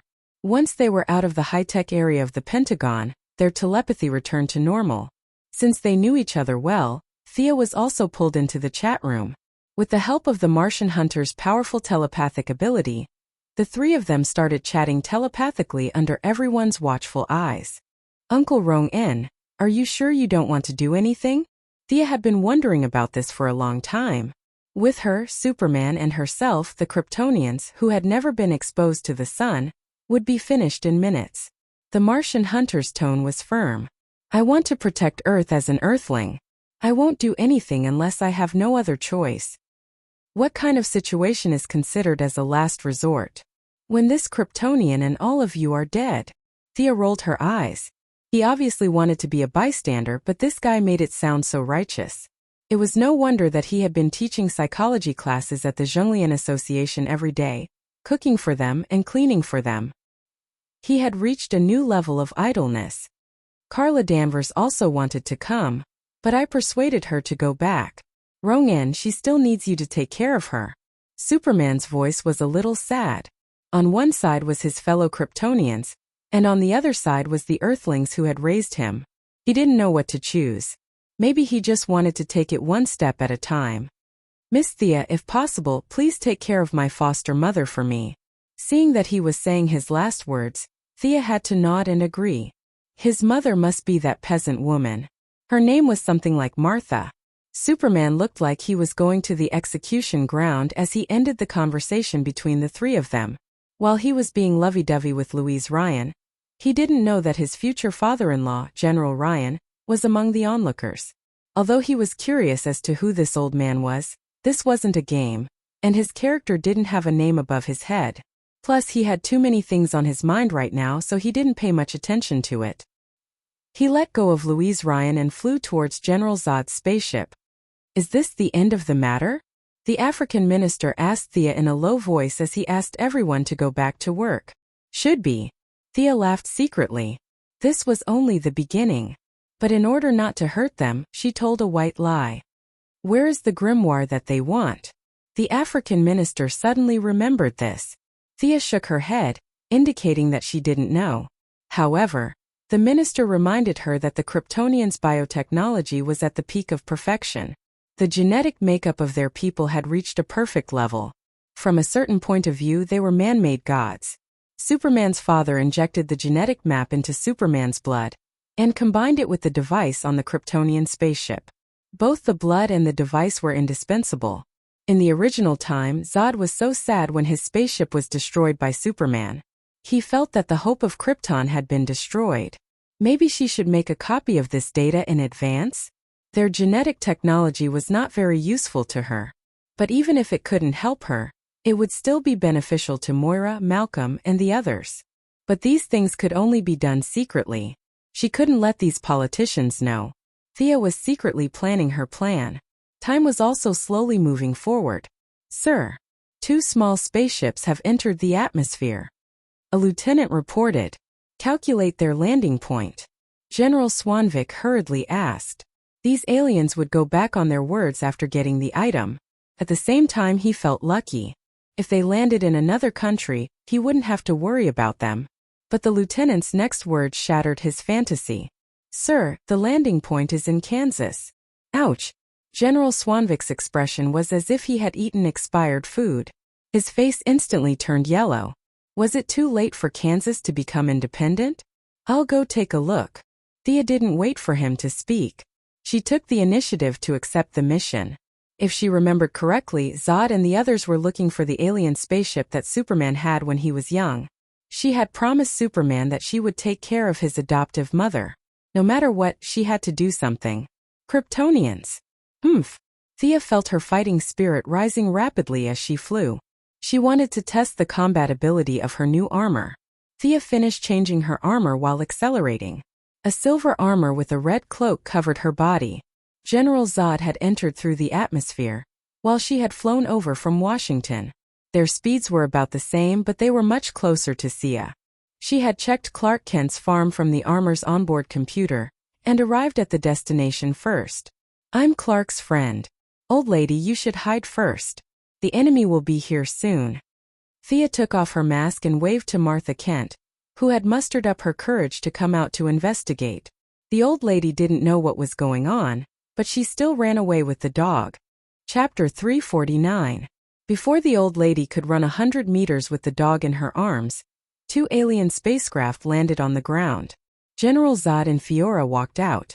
Both of them were wearing black power armor and long black cloaks, but General Zod's armor was stronger and thicker than Fiora's. He first looked at the surroundings before turning back to look at Sia. Sia's armor was completely different from the yellow light battle suit, but with the unique aura of a powerhouse, the two still recognized her. "Earthling, it seems that you want to fight us?" General Zod's stern face had a hint of contempt. "I'm afraid you don't understand our true strength. I have conquered countless low-level planets like Earth in my lifetime." Thea laughed with her hands on her hips. "Kryptonian, let me tell you something. I have been all over the universe. I have grazed cows in Korriga and fought in Ura. You Kryptonians have only conquered a few galaxies around you. There are 3,600 sectors in the universe. Do you know which sector you are in? Remember, You are in Sector 2813, the neighbor of Sector 2814 on Earth. Next time someone asks you, you can answer him loudly. Haha. After that, she looked at General Zod as if he was a country bumpkin. What the F***ck? General Zod's face darkened. He was half angry and half ashamed. The Kryptonians had always thought that their civilization was advanced. Every time they conquered other planets, they looked at the local natives as if they were mentally retarded. Now that the situation had been reversed, General Zod felt extremely uncomfortable. He felt like he had just been F***ed up. However, he did not have the words to refute because he was not sure if Thea was telling the truth. The light ring could open up unlimited wormholes and warp between different regions. Although their spacecraft could also open up wormholes, it required a lot of energy, so they would not do it easily. They had landed on the surface aggressively, but now they were treated as country bumpkins. Their momentum was weakened by 20%. I don't want to argue with you. Hand over the grimoire. General Zod was not a person who was good with words. He used to look down on the people of Earth, but now he did not mention it. He only focused on the matter of the grimoire. Thea was also a little puzzled. She remembered that in the movie, after Superman walked into a trap and was caught, his blood was drawn and his memories were read. However, he quickly caught up with them. She had been talking nonsense with them for a long time, but where was Superman? Is it because Louise Ryan didn't board the spaceship? Was that why he took so much time to escape? If he hadn't come to Kansas, wouldn't his adoptive mother be dead for sure?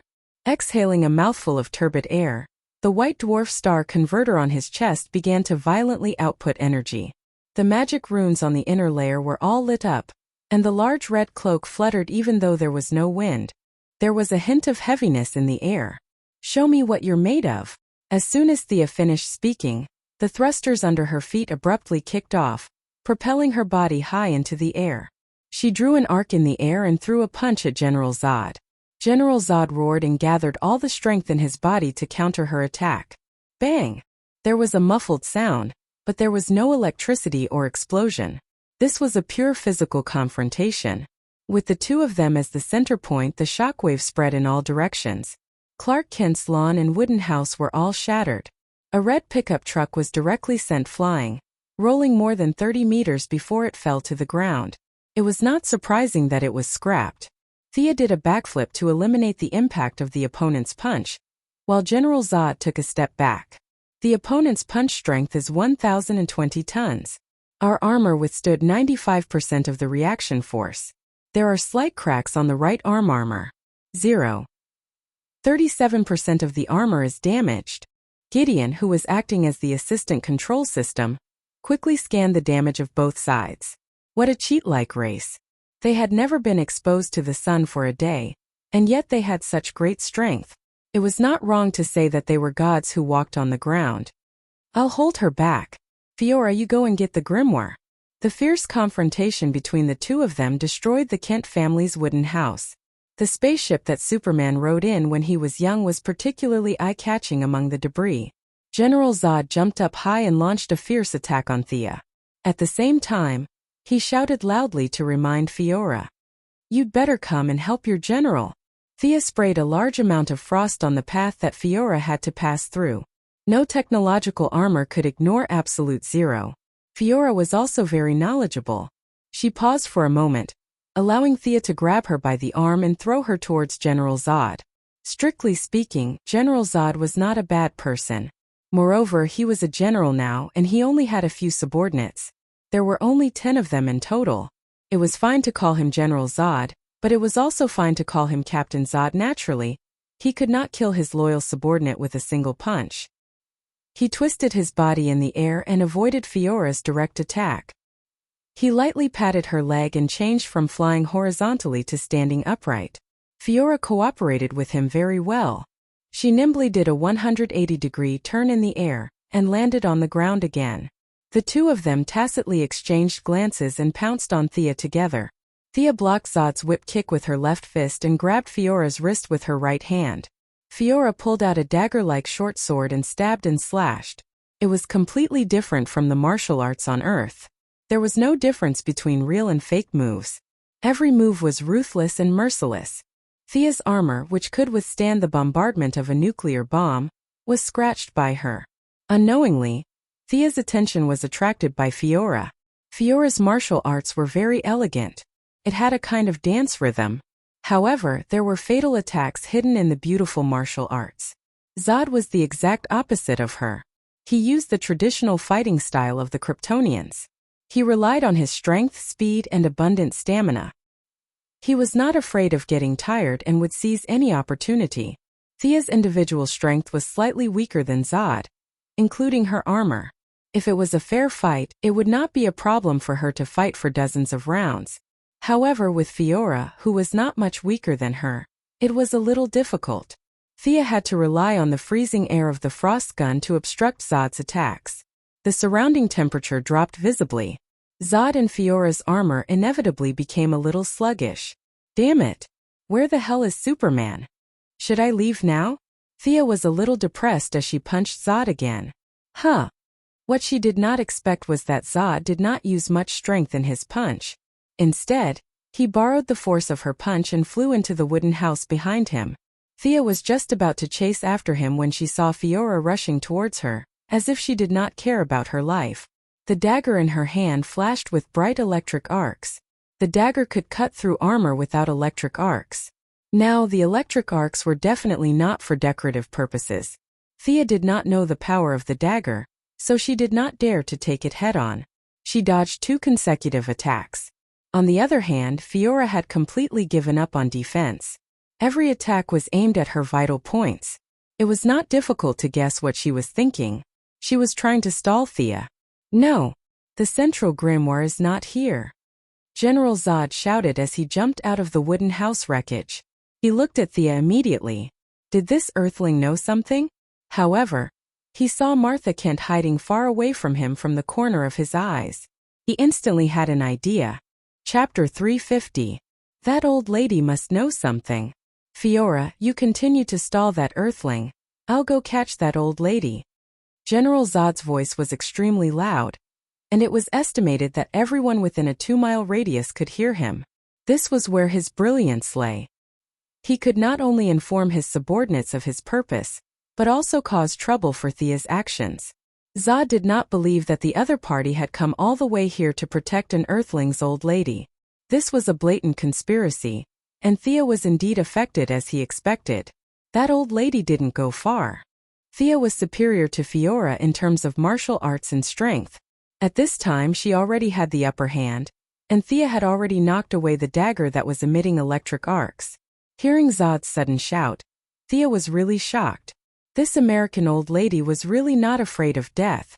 She's not running even after such an earth-shattering fight? She kicked Fiora away and turned her head to look at Martha Kent's position. Oh my God! She saw the old lady hugging a dog and hiding behind a big tree. She was observing the battlefield with her hand over her eyes. She actually thought that running 300 meters away would be safe. Thea saw that Zod was about to rush forward, and she did not have time to deal with Fiora. The thrusters under her feet were operating at full power, ready to stop him. But an accident happened.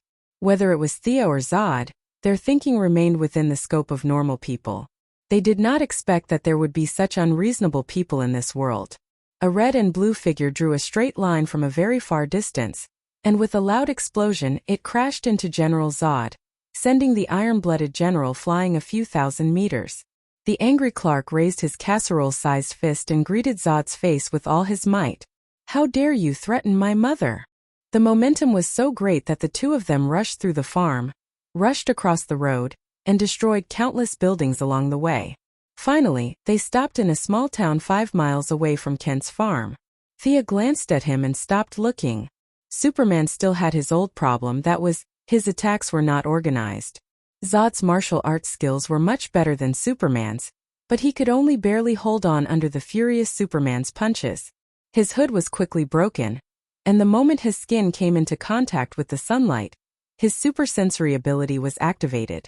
A large amount of chaotic and disorderly information flooded his mind, causing him to have a splitting headache, and his combat power directly fell to the bottom. Thea knew that there would be a spaceship coming to pick up Zod soon. The next time Zod came to Earth, he would not be able to deal with him. With his super senses, super strength, heat ray, and many other abilities, it would be better to leave such a powerful guy to his fellow countryman Superman. Hey, your general was sent flying. Looks like his strength isn't that great. Come and be my subordinate. I admire your ability. Fiora, who was kicked, stood up shakily. After being suppressed by Thea for so long, her armor was severely damaged. It was just that it didn't break. Bullsh *T. In the face of Thea's brazen surrender, Fiora was furious.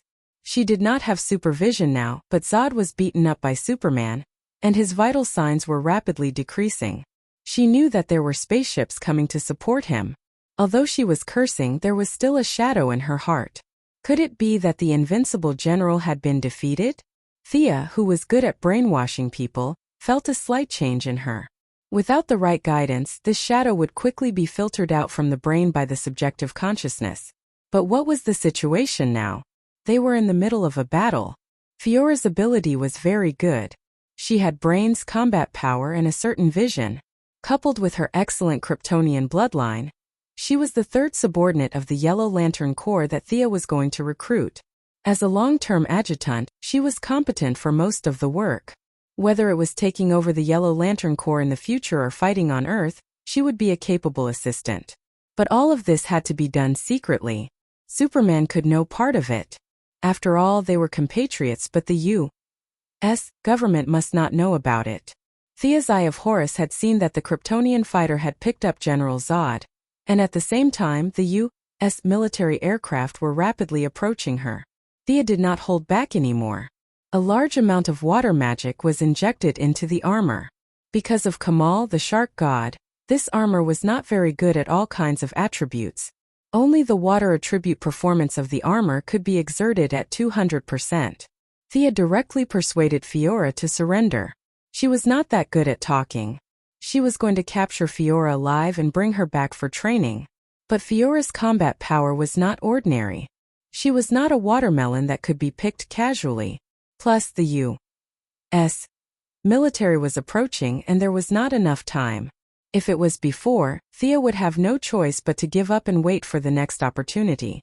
But the passive attribute of this armor gave her a new option, and that was to fight in the water. In the water, her combat power would be greatly enhanced, and her opponent would be weakened. Plus, the seabed was very well hidden. Presumably, the Atlanteans would not tell the Pentagon. Come with me. Two dark blue magic tentacles stretched out from Thea's armor. In Fiora's confused eyes, they grabbed her and flew out of Kansas, all the way south Oklahoma and Texas. Fiora struggled desperately, but the magic tentacles were very tight. In the end, she followed Thea and plunged into the bottom of the Gulf of Mexico. What are you doing? Fiora roared. As Thea expected, their armor could fight in the water, but the ability was very weak. It could only be said that it had the ability to fight underwater. As for the extent of this ability, it could be seen from the constant alarms on her armor. I'm going to take you to see the vastness of the universe. Your vision is too narrow. You have no idea how big the world outside is. Thea was full of nonsense. She just swam to the deep sea area. Fiora was so angry that she almost vomited blood. Although she had heard this before, she still felt that it was too annoying. It was as if the Kryptonians were uncivilized aborigines. In the past, they were the ones who felt superior and used this to criticize others. Now that the situation was reversed, how could she not feel aggrieved?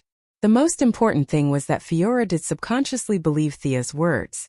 Previously, General Zod only vaguely knew about the Green Lantern Corps. Out of caution, he did not argue with Thea, which was a kind of tacit agreement. Fiora, who had always regarded General Zod as a leader, misunderstood him and subconsciously developed the concept that the Kryptonians were frogs at the bottom of a well. It could be said that General Zod's caution inadvertently helped Thea. Thea's swimming speed was very fast. Although she was carrying a person and Fiora was constantly struggling, her speed was still more than 1,000 nautical miles per hour. No sea creature or submarine could catch up with her speed. Fiora's armor was already seriously damaged. The huge pressure in the deep sea accelerated the speed of the armor's damage. At first, she could barely resist a few blows. Later, her consciousness became a little blurry, and she could only punch and kick mechanically. Chapter 351. Their fight at the bottom of the sea, or rather, Thea's one-sided abuse, startled a lot of underwater creatures. But the powerful shockwaves of the fight and the fast swimming speed made these creatures choose to stay far away. However, the Kryptonian's body was really resilient. Thea's armor was passive, so her strength under the water was not weakened, but increased. Hundreds of tons of force hit Fiora, but she did not suffer any fatal injuries. But many a little makes a mickle, and in the deep sea Fiora's resistance was getting weaker and weaker. Finally, after Thea punched her in the abdomen, she could not hold on and fainted. Phew! Thea was also exhausted. It was too tiring to use physical attacks to fight the Kryptonians. The body of this kind of genetic science was too strong. It took almost 10 minutes for her to knock Fiora out. If they were on land, how long would it take? Looking up, there were a few small islands on the sea surface. Unsurprisingly, they had swum from the Gulf of Mexico to the Caribbean Sea. Thea pulled the unconscious Fiora out of the sea surface, looked around, and found an uninhabited island to rest for a while. Where should I train this Kryptonian? On Earth? Thea quickly gave up the idea. Superman was happy to see his compatriots turn over a new leaf, but he did not like to see himself brainwashing Fiora. Thea contacted the gorilla Gertrude remotely. On the surface, he was under the jurisdiction of Sinisto. The gorilla was spreading the fear of the yellow light ring on a planet, controlling two groups of aliens to fight each other. Gertrude was very happy. After a few consecutive wormholes, Thea took Fiora to a planet far away from Krypton and Earth. Asking Gertrude to find a quiet place for her, Thea began to modify Fiora's memory with magic. Compared to the Kryptonians' bodies of steel, their willpower was not strong. Thea went into the depths of their minds without much effort. This was a forbidden area that ordinary people could not touch. It was the place where all the subconscious and original consciousness were entrenched. Except for Superman, who gave birth naturally, all the Kryptonians, including Supergirl, were genetically modified. Their fate was determined before they were born. Some were warriors, some were scholars, and their genes were optimized in this direction. The fate of all the Kryptonians was determined from birth. Even if some wanted to resist, they would not take up other jobs because they could not learn anything. Superman's parents gave him freedom or the right to choose. Superman could do any job. Zod's combat power was about the same as his, but he couldn't do anything else. His fate had already shown that he was born in battle and must die in battle. Their genes had optimized some of their characteristics, but their overall composition was delicate and fragile. Thea searched carefully and finally found what she needed. Fiora's loyalty to General Zod was very firm and unshakable. But if one observed carefully, one would find that the object of her loyalty was not entirely General Zod. Fiora's genetic modification was a little special. She was optimized as an adjutant. She had a little bit of various abilities, but relatively speaking, they were not the best. She had to have an object of loyalty in her subconscious to realize the value of her life. God is helping me. Thea had to think so. She slowly changed Fiora's impression of Zod. Father, teacher, these were the labels that Thea put on Fiora's mind. As for the object of her loyalty, she changed it to herself. Of course, the process could not be too fast. It was estimated that it would take a month for Fiora's mind to change. Thea left a cloud of dark magic in her brain. This small cloud of magic would keep her in a coma for 7 days. She had to deal with the things on Earth first before continuing the brainwashing. After instructing Gruder to take care of Fiora, Thea returned to Earth alone. It seemed like a long time, but in fact only 20 minutes had passed.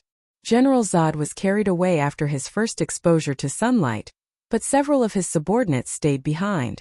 Originally, Fiora, the adjutant, and another tall Kryptonian were fighting Superman together. But now Fiora had mysteriously disappeared. Not to mention Superman, even the people on Krypton did not know where Fiora had gone. No matter how advanced their communicators were, they would not be able to find Fiora across half the universe in tens of millions of light years.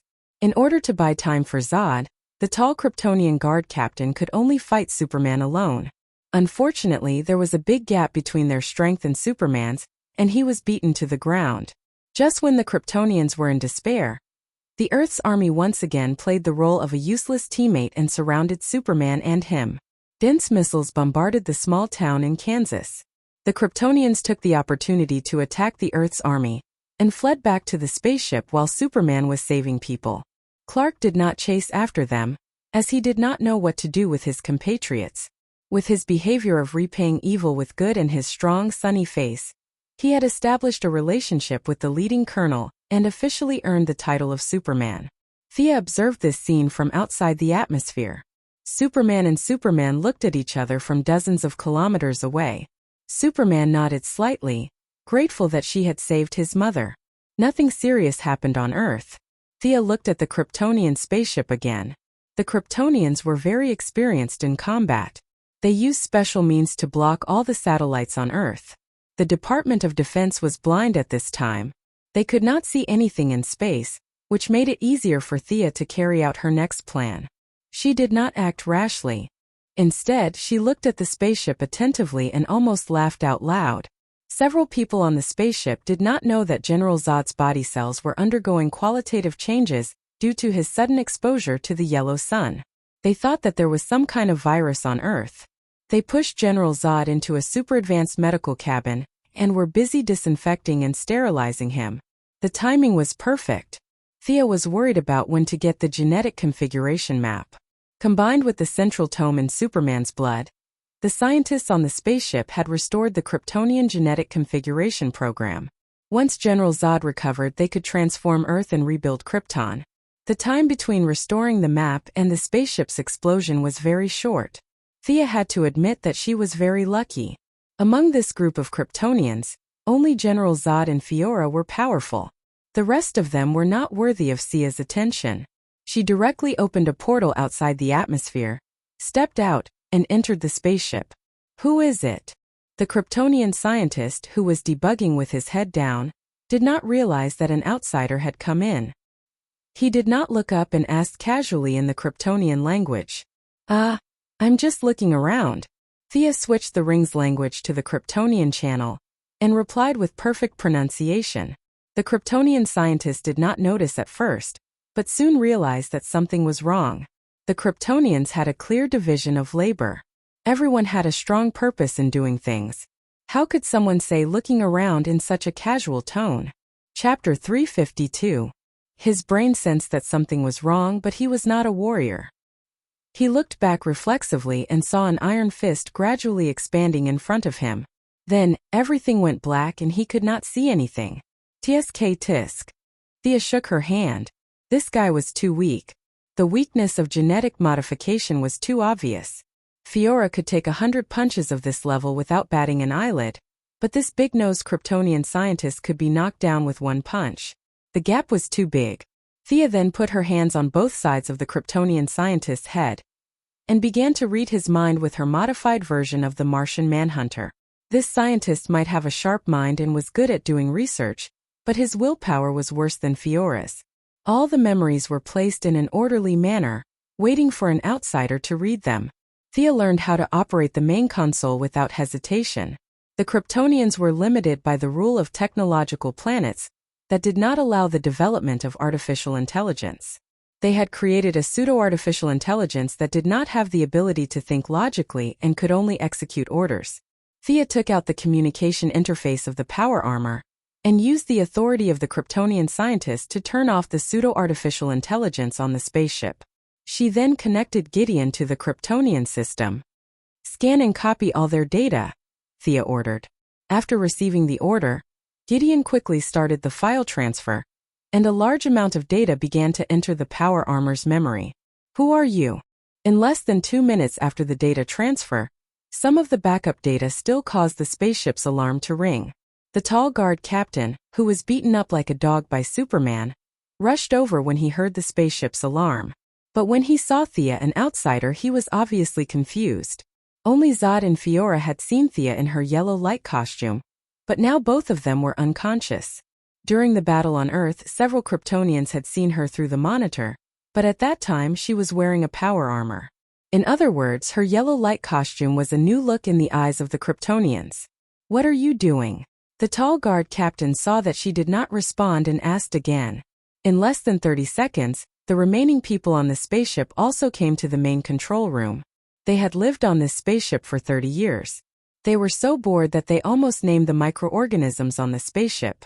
Now that Thea had jumped out, they were at a loss for words. Krypton was a hierarchical planet. Several Kryptonians looked at the guard captain, who had the highest military rank, and waited for him to make a decision. If Zod and Fiora were here, they would have started the battle long ago. However, his way of thinking was still stuck at the stage of obeying orders and listening to commands. He was completely dumbfounded when he was asked to make a decision all of a sudden. Thea didn't know about his hesitation, but she didn't mind stalling for time. For a moment it was very quiet, and only the alarm on the spaceship could be heard after the information from the mainframe computer was read. Take him down. The guard captain finally gave the order. Although it was an order, there were only 10 people on the spaceship, including the leader and the soldiers. Zod and the big-nosed scientists were dizzy. Fiora was countless light years away. Plus, there was a lab technician who couldn't fight, a spaceship mechanic, and a medical staff who was still taking care of Zod. The Kryptonian guard captain rushed up with 3 of his subordinates. Thea was too close to the control panel, so they didn't dare to use laser weapons. They were going to take down Thea with their skillful combat skills and ask her who she was. Thea was also waiting for the data to be transmitted. She wanted to have a fight with her fists and legs. She used the chosen talent, Eternal Night. Except for Fiora, who was far away in the sky, all of these guys were men. Her overall strength was suppressed by 30%. After that, she conjured a miniature version of Ares and fought with them with a spear. In outer space, there was no need to worry about Diana's feelings. The Ares that Thea conjured had the same appearance as herself. He wore a horned helmet, a half-body armor, a leather apron and Roman shoes. He was surrounded by fighting spirit and was not to be offended. First one. A low voice came out from the conjured mouth. The Kryptonians had underestimated their enemy. Plus, their strength was suppressed by Thea's talent. The Ares conjured quickly found a flaw. He suddenly exerted force in his arms, ignored their armor, and pierced through a Kryptonian with his spear. He then shouted and threw the unlucky guy far away. The force of the swing was so great that the Kryptonian collided violently with the hull of the spaceship. With a muffled bang, a visible dent appeared on the hull of the spaceship. Several circuits were obviously damaged, and alarms were ringing like crazy. Thea didn't look at the result of her battle. If this had happened to an ordinary person, he or she would have died. But the Kryptonians might not die, and their combat strength would not be restored in a short time. The conjured Ares let out a deafening roar and dodged the chief guard's giant axe. At the same time, he turned his spear and blocked the long swords of 2 Kryptonian warriors. The 3 of them cooperated well. When the chief guard attacked, the other 2 would defend and vice versa. Their combat skills were not as complicated as those on Earth, but they were better in terms of simplicity. Thea changed several sets of martial arts in a row, but she still couldn't break through their defense. She pierced the arm of a guard, but the chief guard also hacked at her with his axe. These guys were really good at martial arts. She replenished the yellow energy and conjured Ares with a new look. The 3 of them were a little speechless. Could this thing be killed? The Kryptonian warriors had this question in their minds. Just as they were about to continue attacking, Thea threw out a chain and tied up a Kryptonian warrior who jumped in the air. When he landed, she lifted her foot and kicked him in the lower abdomen, sending him flying to the other 2 enemies. The 2 of them quickly put away their weapons and hurried to pick up their companions. After fighting for so long, Thea could see that the Kryptonians were very close to each other. She just wanted to buy time to copy the data, not kill them. Thea had always valued knowledge. This spaceship was modified from a Kryptonian prison, and after 30 years of hard work, there were many more spaceships in the universe that were more advanced than this one. She conjured Diana's lasso and tied up 2 non-combatants who were watching the fight. She shook her wrist and threw the lasso at the chief guard. "They are not combatants," the chief guard roared and went to pick up his companions. Thea didn't care whether they were combatants or not. The lasso she conjured seemed to come alive and tied up the Kryptonian warrior who was seriously injured earlier. She clasped the neck of the seriously injured warrior like a villain. "Don't come over. I will kill him if he comes over." Apparently, the chief guard had never watched such a TV series. He was so angry that his mouth was trembling. He kept saying things like, "You don't have the honor of a warrior. And come at me if you dare. Chapter 353. When the replication of the data reached 100%, Thea threw out the hostages. While they were busy trying to save the hostages, she shouted and threw the golden spear in her hand at the weak point of the spaceship. The spear was as fast as lightning. Thea threw it out fiercely, and it pierced a big hole in the spaceship while the Kryptonians roared in horror. Whoosh! The broken hole was followed by an unparalleled suction force. At this time, it could be seen that the Kryptonians were physically strong. They had the ability to fly in space, and they were not as panicked as humans. Several of them held on to fixed objects or pulled their companions, but none of them flew out. Everyone take care. Thea felt a little regretful that she did not see their panicked expressions. Although they might not want to see her again, Thea still said goodbye to them. She summoned the aircraft and got out of the hole. Thea did not return to Earth.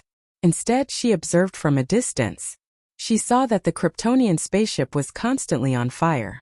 Although there was no oxygen in space, they carried a lot of oxygen on the spaceship. Explosions occurred from time to time. Despite their efforts, the spaceship's orbit was inevitably tilted, and it was faintly colliding with Earth. Let's call it a day. Thea had gotten everything she needed. The Kryptonians looked like humans, but they were not the same species. They were not of much help to her body that had been transformed by divine power, but she could use the Kryptonian gene modulation technology to strengthen the physique of her parents and two brothers. She flew directly to a nearby planet, put away the aircraft, and opened a portal to return to Earth. She did not want to care about the big swaying target in the air. Whether Superman flew up to fight it or the Earthlings blew it up with some black technology, it had nothing to do with Thea. She pretended to be injured and flew slowly back to the Ministry of Defense. Sorry, the alien was too strong. I couldn't catch her and let her escape. Thea gave them the illusion that Fiora had run back to the spaceship. General Swanwick repeatedly said that it was okay. He was quite concerned about her and asked if she was hurt. Compared to Superman, an alien with boundless abilities, Thea, an Earthling who he knew well, was much more precious. Although the foreigners had never heard of this saying, the principle was the same. She was one of their own, so she was trustworthy. Therefore, they took the opportunity to label Thea. Thea's materialization ability, according to the analysis of several experts at the Department of Defense, was nothing more than imagination. The battle with Zod was nothing more than a power armor. The authorities were not afraid of technological weapons at all, but they were afraid of Superman, who could fly thousands of miles with a single punch. After General Zod obtained the Krypton gene modulation blueprint, he immediately split his spaceship into two, and headed to the north and south ends of the Earth, in an attempt to modify the Earth's climate and turn it into a new Krypton. But at this time they were busy repairing the spaceship and had no time to care about Earth. The situation was a little strange. All the satellites were blocked, so they did not know what was going on in the sky. Based on their intuition, they guessed that the aliens had not left. The situation now was that the aliens could not come down from the sky, and the Earthlings could not go up. General Swanwick did not know what to do. One of his aides suggested that Thea lead the team to destroy the aliens, but he rejected it directly. What a joke! Superman was in this room. If he suddenly attacked, who would be able to stop him? Although in the minister's mind, 3 to 5 Thea together could not defeat Superman, she could at least stop him. Fortunately, Superman and Louise Ryan shared their feelings and kissed on the spot. The guilt in his heart for raising his fist at his compatriot dissipated a lot. Because his attention was on Louise, he did not see the scene when Thea destroyed the spaceship. Now that the Kryptonians had repaired the spaceship, he did not notice anything strange. I'm going to end everything. Clark looked at Louise affectionately, then nodded to the generals and flew into space.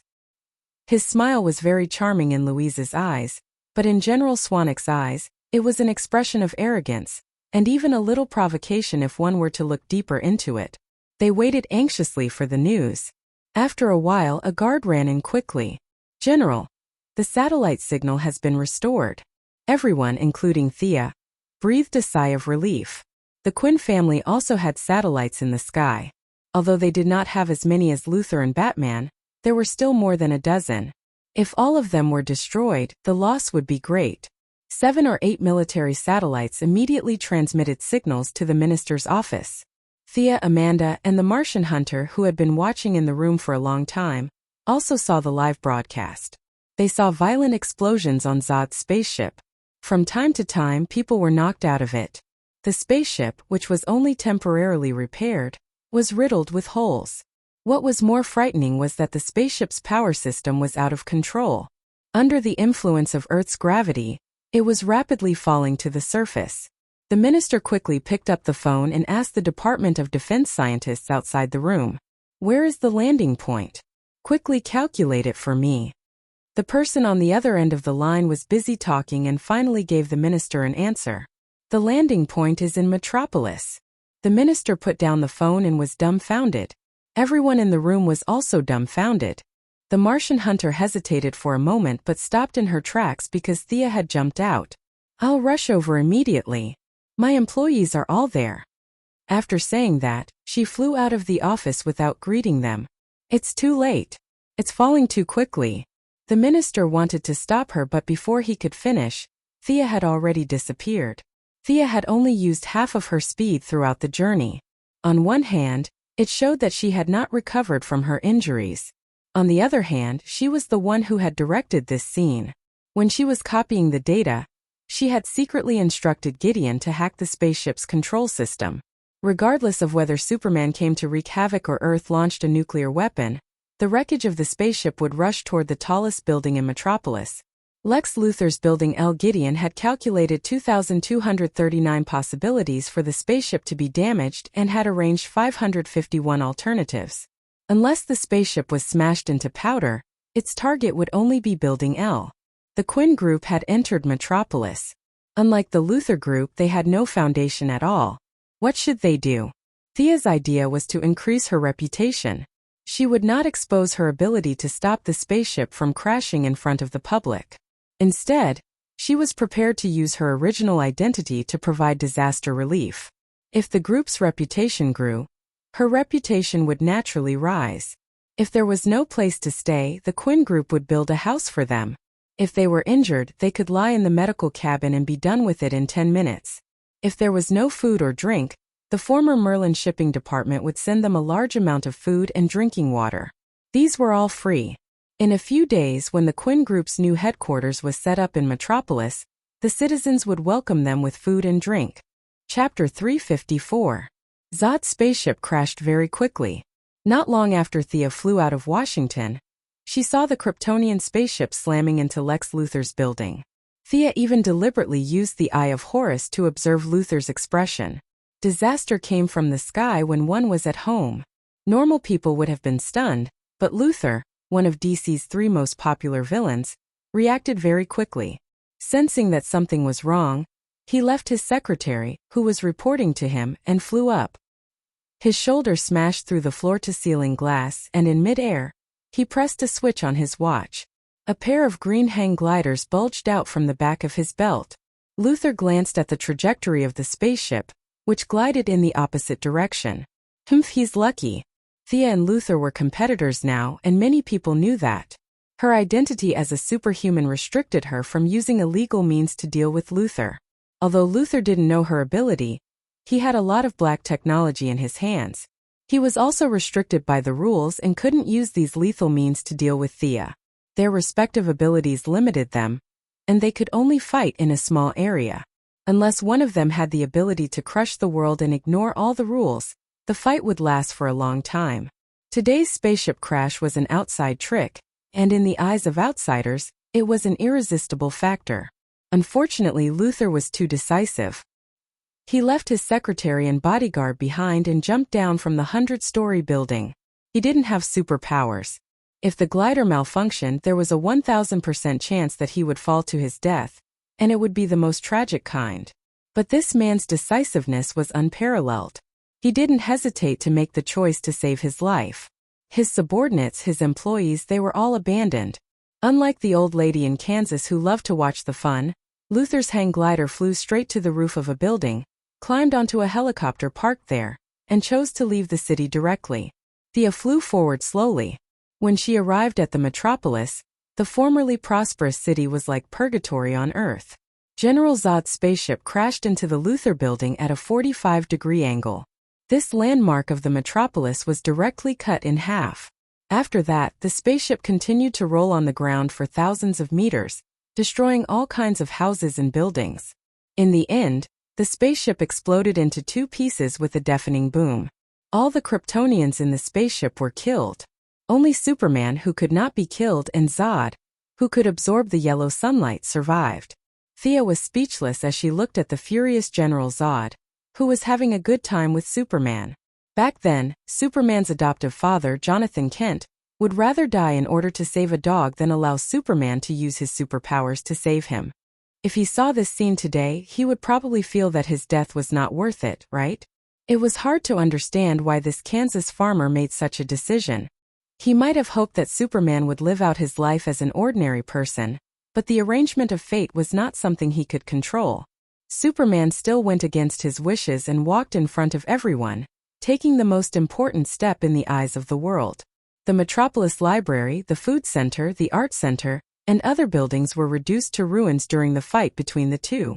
In the end, in the struggle between the two, Zod used the lives of humans as a bargaining chip and threatened Superman to make a choice. Superman had no choice but to follow his heart and become an Earthling, killing General Zod. Seeing the end of the fight, Thea knew that it was time for her to enter the scene. She found an empty room, changed back into her clothes, took out her mobile phone, and began to arrange the disaster relief mission. Although the CEOs of the group felt that it was a bit strange to go to the metropolis for disaster relief, they did not refuse. These CEOs were all employees, and the disaster relief cost was not their own money. They could earn a good reputation if they contributed their own efforts and gave instructions on the spot. Why would they not go? All of them went. A large group of people took the group's Airbus to the metropolis. What? Miss Thea, you went to the metropolis? After receiving Thea's call, Digger was completely dumbfounded. He was still looking for someone in Star City, but his employer had gone to another city. He did not know what to say. Although he was a little dissatisfied, Thea asked him to lead a team to save people. For John Digger, who was full of a sense of justice, this was a mission full of honor. He had no reason to refuse. Thea instructed Digger to bring out the hundreds of bodyguards he had recruited. This group of young and strong people was the main force of the disaster relief. After that, she contacted Bruce Wayne and Lucius Fox in Gotham, hoping that the Wayne Group would also help. In the original space-time, Batman inexplicably went to the metropolis to save the injured because his Wayne building was also in the metropolis. But in this space-time, because of Thea's participation, things took a turn. The merger of the Wayne Merlins and the news of the new headquarters being located in the metropolis made the Wayne Group give up on the strategic deployment of advancing into the metropolis. They chose to wait and see, and even had thoughts of benefiting from the conflict between the Snipe and the Clam. At this time, Bat was watching TV with Fu at home. After receiving Thea's call, although Batman was a little dissatisfied with Superman's unscrupulous fighting, nothing had happened to his people, so he naturally would not hate Superman so much. He expressed his support for Thea's wish to help with the disaster relief. As for him personally going to the disaster relief, he did not have the time because the clown had run away again. Jason Todd, who had become the second-generation Robin, was working hard to track down clues. After watching the live broadcast of the metropolis, he still had to catch the clown. Lucius Fox's relationship with Thea was naturally a little cold because the Wayne Group had been snatching the Wayne Group's business recently. But he also said that he would send people to participate.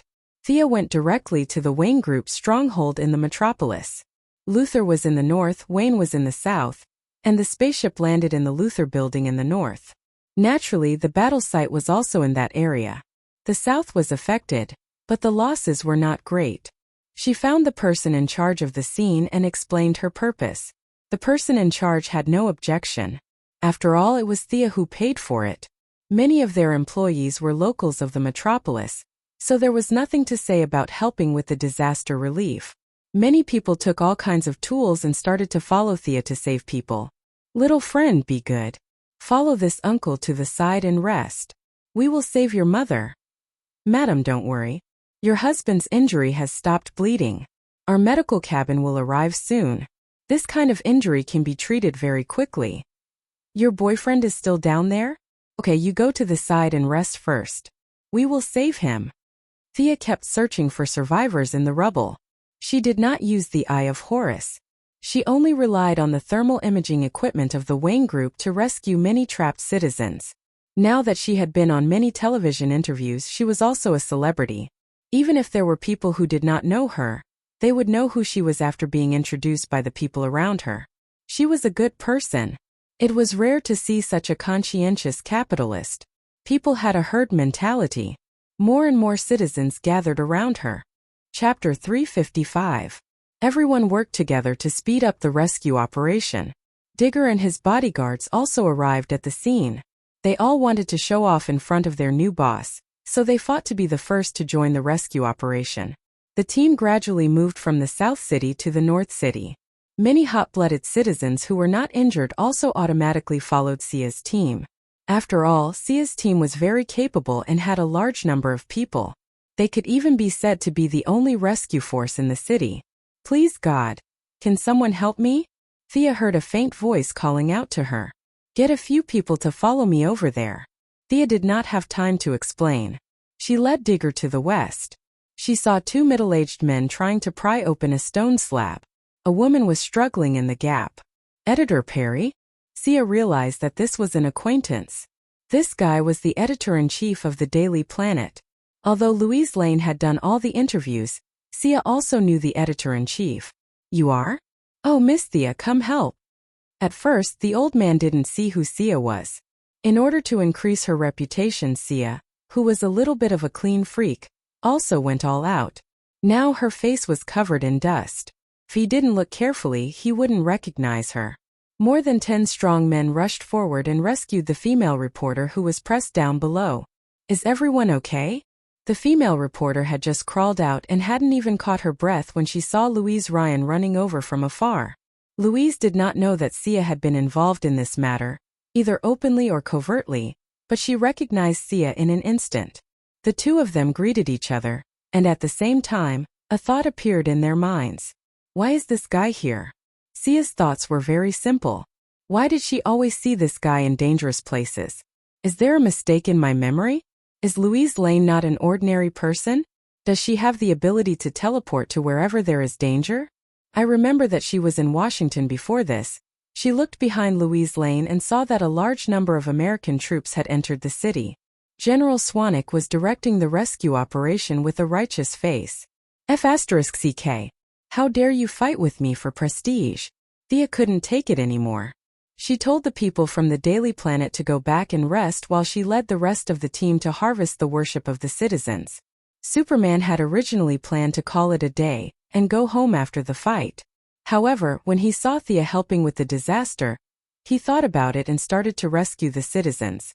Most of the people would form 3 groups to help the disaster relief. Superman was busy working alone.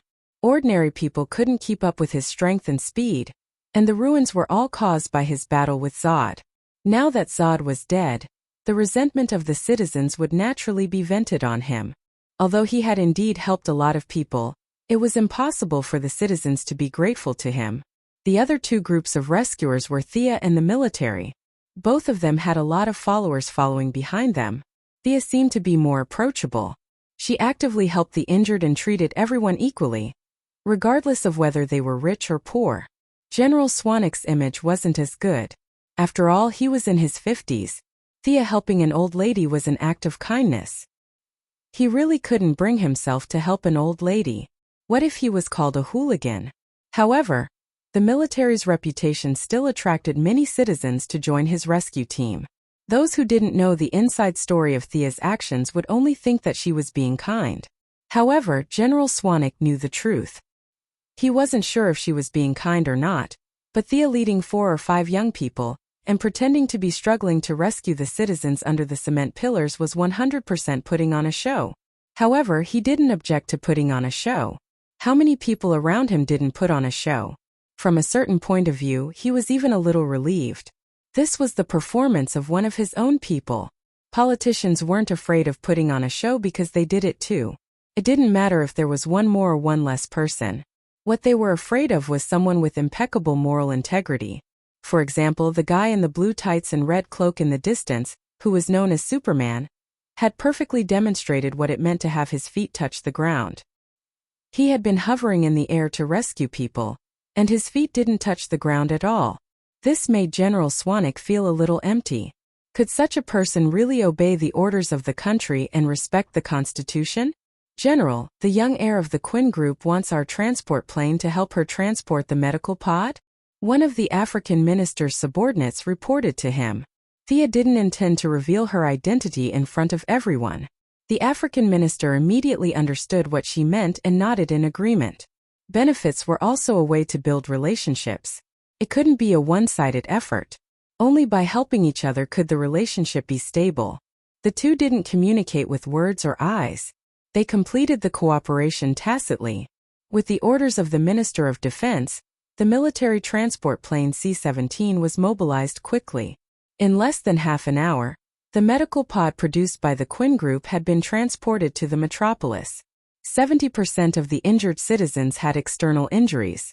A series of debridement and suturing work could be completed within 10 minutes of lying in the medical pod. The medical personnel on the scene were still dissatisfied with this kind of technological equipment for destroying their livelihood, but they were secretly relieved that their workload had been greatly reduced. Superman could destroy the world, but he didn't have the ability to heal. Seeing that Thea's medical ability was fast and that countless seriously injured people were transported over, the citizens finally had a good impression of him under his perseverance. They were no longer as cold as before. However, medicine couldn't cure diseases. No matter how heaven-defying the medical pod was, it couldn't save the dead. When the rescue team arrived at the ruins of the former Luther building, a large number of the dead were transported out. The impact was swift and violent. Many people were not as decisive as Luther, and were directly buried under hundreds of tons of rubble. Superman didn't know that his ability was strongly feared by the military.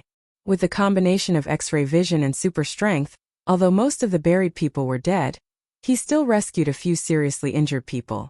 Chairman, we found Mr. Luther's secretary. She's seriously injured. A senior executive whispered to Thea. Thea had already seen the secretary sent out by Superman, Mercy Graves. This woman was not only Luther's secretary, but also his bodyguard. She was extremely skilled and could even exchange a few blows with Death Knell. She was loyal to Luther. The only pity was that her name wasn't good. Mercy? Whether it was the original space-time or the present, she had been ruthlessly abandoned by Luther. The secretary sent out by Superman was seriously injured. Her usually cold and delicate face was a little distorted. Although her reaction wasn't bad, she didn't have the technological equipment. The impact was too fast. She relied on her superb skills to avoid fatal injuries. However, falling from a height of hundreds of meters still put her body in a state of near death. Both of her legs were fractured and her organs were severely damaged. With the current medical conditions, it would take a miracle for her to recover. Save her. Thea glanced coldly at the senior executive who wanted to offer advice and stopped him from speaking. Near evening, the construction team of the Quinn Group arrived and built simple houses for all the homeless people to live in. Chapter 356. After taking a stroll outside and finding that the metropolis was safe, Luther and the president, who had been hiding in the basement, also sent a special envoy. The two groups of people arrived at the metropolis at the same time. Before the special envoy could make a passionate speech, he was stopped by Luther, who had arrived one step ahead of him. What did you say? Ask the government to compensate your building and employees' pensions? Mr. Luther, are you sure you're not overly shocked? The special envoy was a middle-aged man with a hooked nose. He refused Luther's request without hesitation. If you don't want to compensate, then the military should pay. In short, your incompetence has caused me great losses. You have to give me an explanation. The long-haired Lex Luthor ignored the angry stares of the special envoy and Swanwick. His expression was solemn and serious. Luther was different from Bruce, who was severely constrained, and Thea, who had just taken over the group. His personal prestige was at the top of the group. He had hidden some technological weapons in secret bases all over the world, always in case of sudden changes. He didn't care how much the building and the employees' pensions cost. He just wanted to take the opportunity to get some benefits such as the wreckage of the alien spaceship or Zod's body. But he seriously underestimated the military's fear of Superman. Dream on.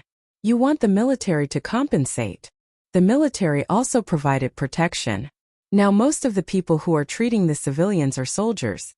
Swanwick refused immediately. No way. These things belong to the military.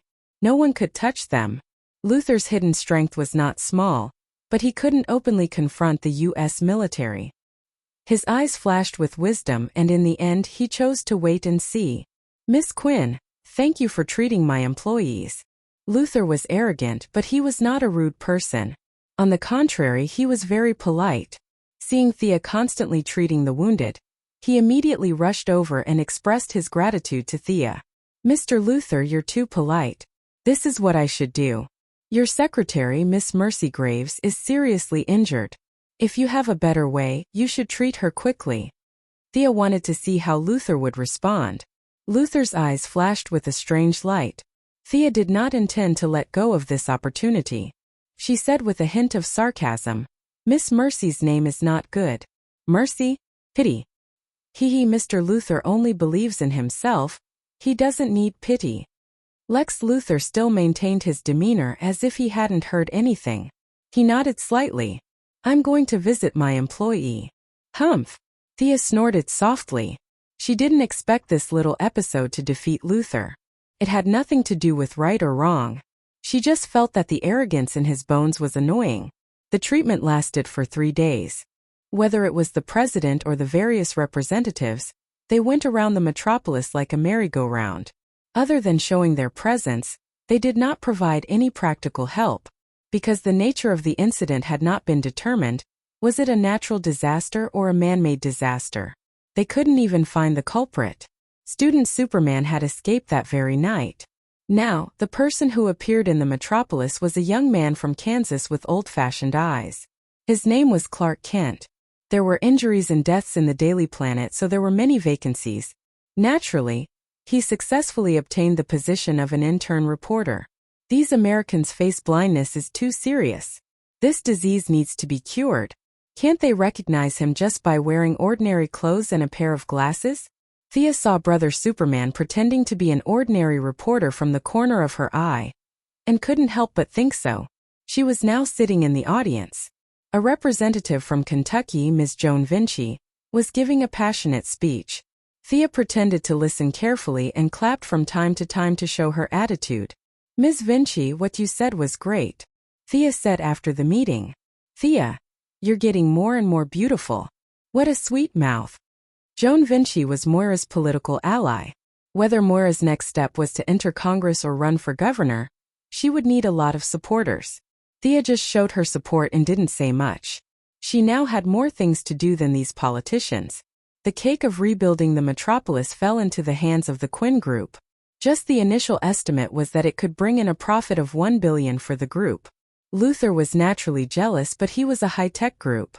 He had no problem researching technology, but he had to stand aside when it came to building houses.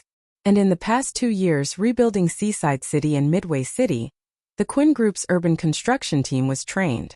A large number of skilled workers were hard work in itself, so it was useless for other groups to be jealous.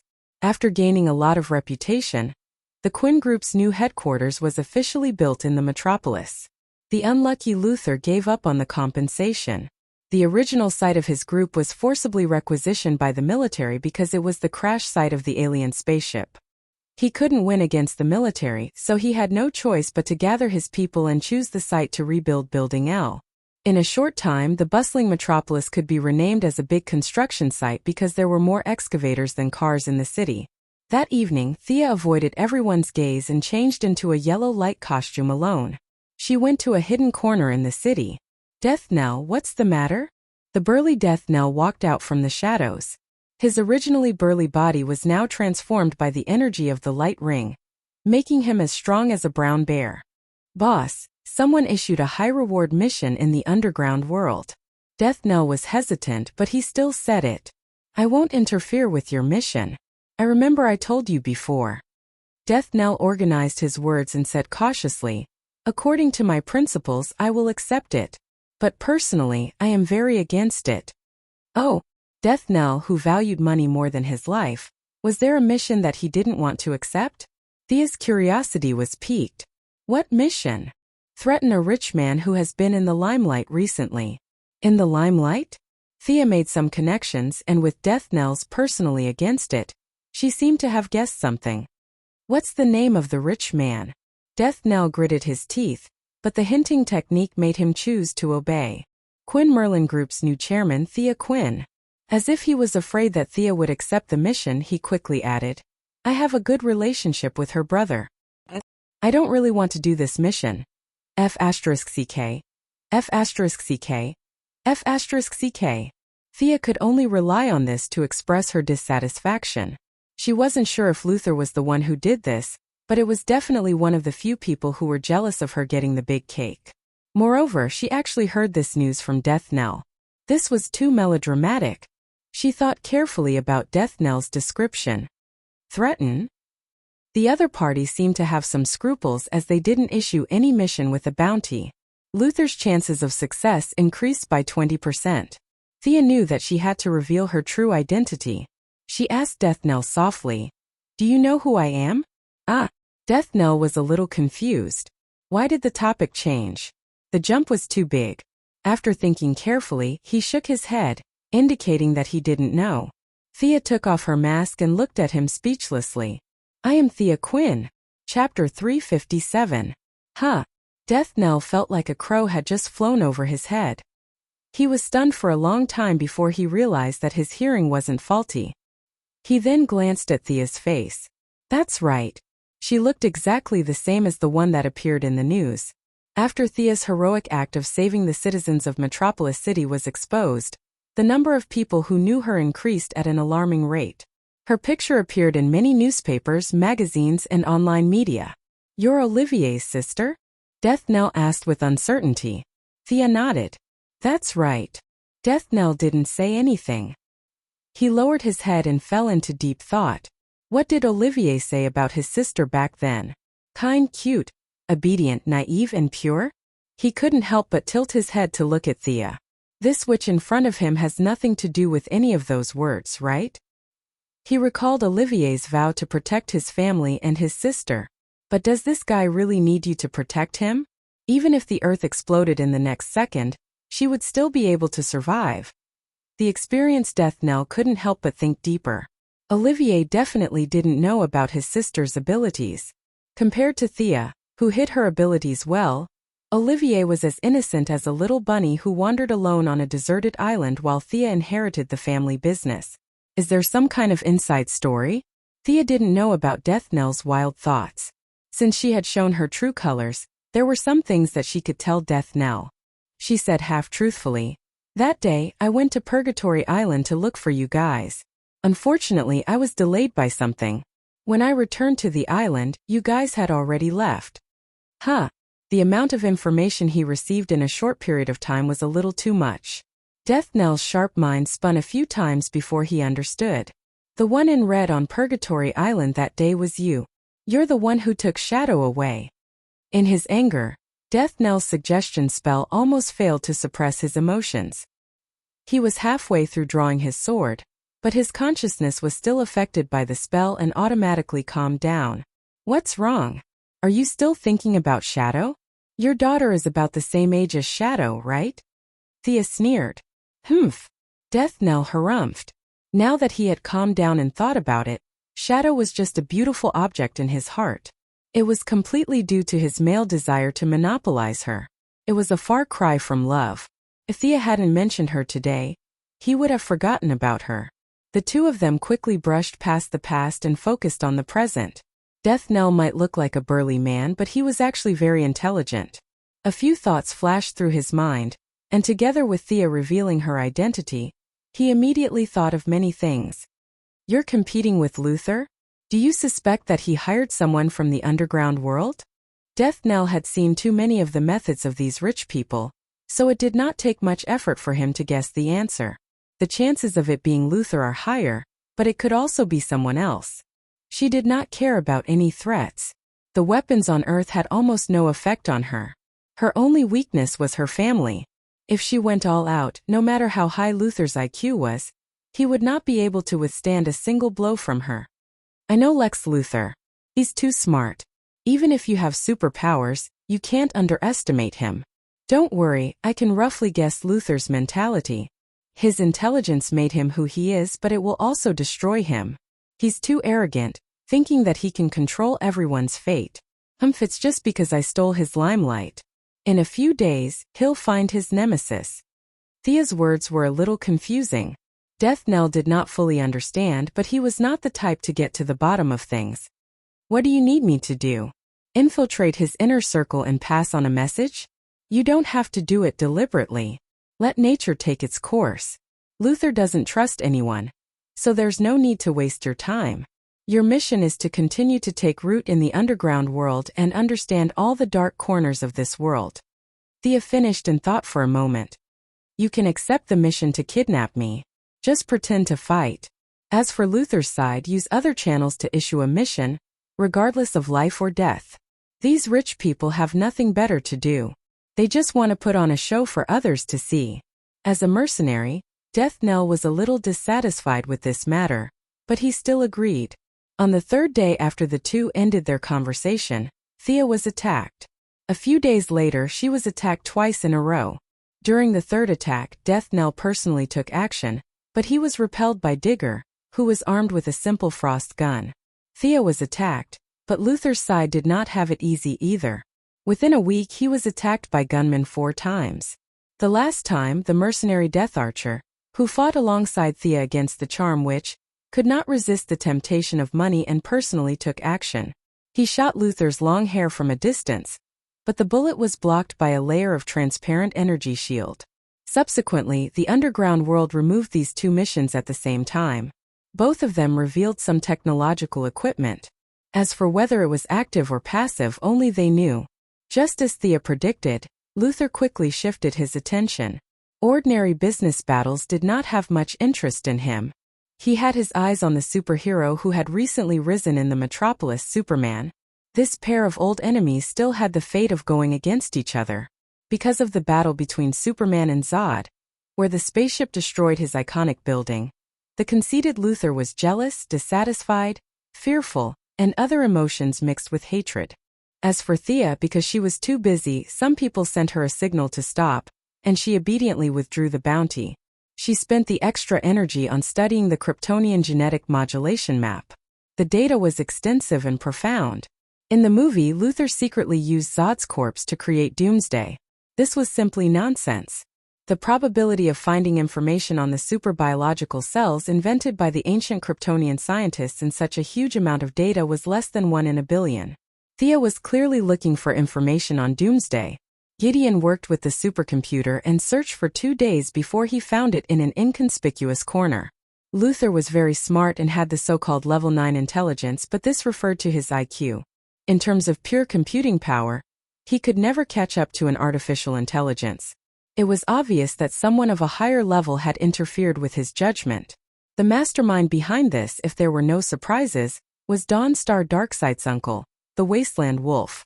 The other party definitely did not teach Luthor the knowledge of Doomsday just because he was a complete celestial being.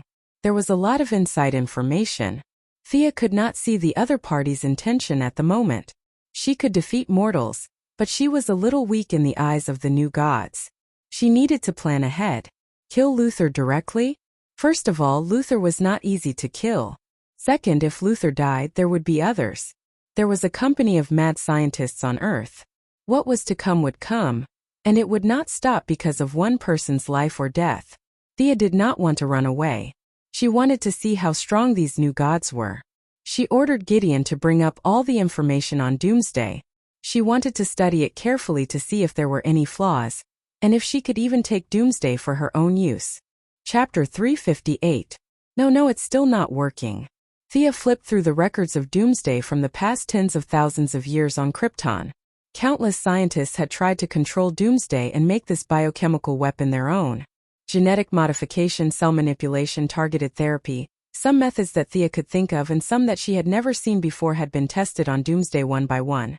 But all these attempts failed without exception. The scientists did not dare to let Doomsday's cells grow, so they had no choice but to seal off the Phantom Zone. Doomsday had been resurrected twice over the past tens of thousands of years. Although the Kryptonians did not have the power of Superman, they still found Doomsday's weakness, which was his fear of kryptonite. Both times, Doomsday was defeated by the sheer number of Kryptonians. The ancient Kryptonian god, Ra, once left a prophecy that Doomsday would return to the world. In order to prevent the recurrence of the disaster, the Kryptonian Supreme Council originally planned to destroy all the data, but in order to preserve the information of Doomsday for future generations, they finally chose to seal it.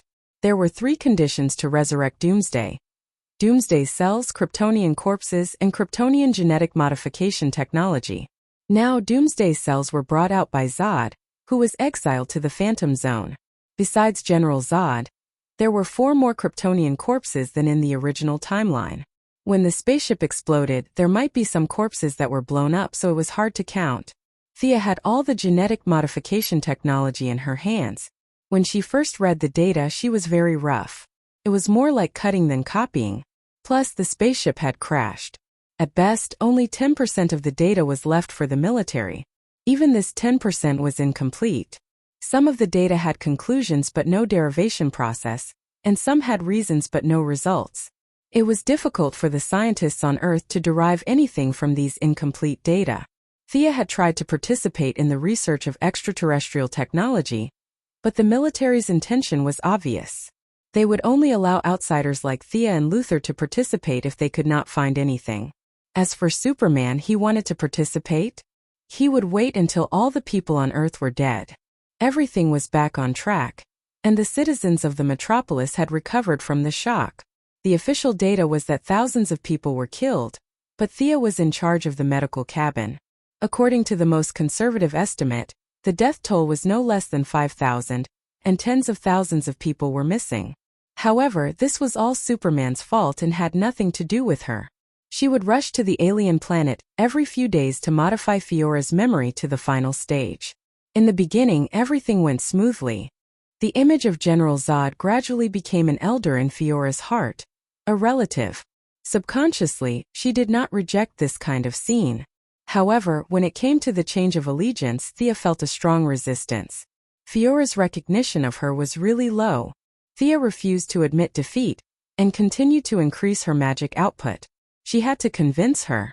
Fiora, who was unconscious on the first day, subconsciously lost her loyalty and was filled with confusion.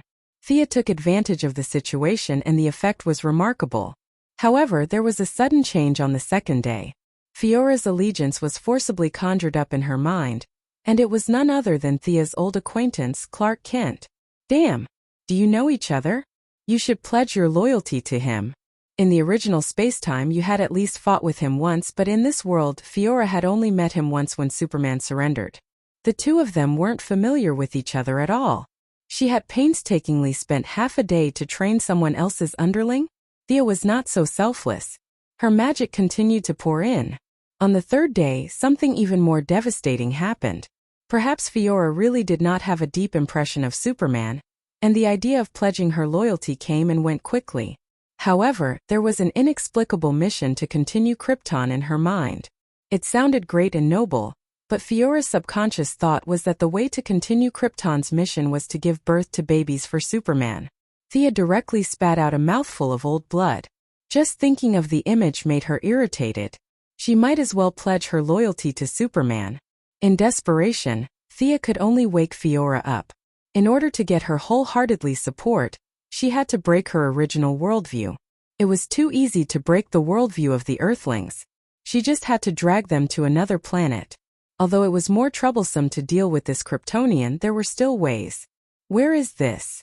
Thea withdrew her magic from Fiora's mind. The Kryptonian's powerful self-healing ability kicked in. She quickly sat up and looked at the purple sky outside the house. She asked with uncertainty, "If Krypton and Earth are in the south of the universe, this is the west. It's a planet in Sector 1125.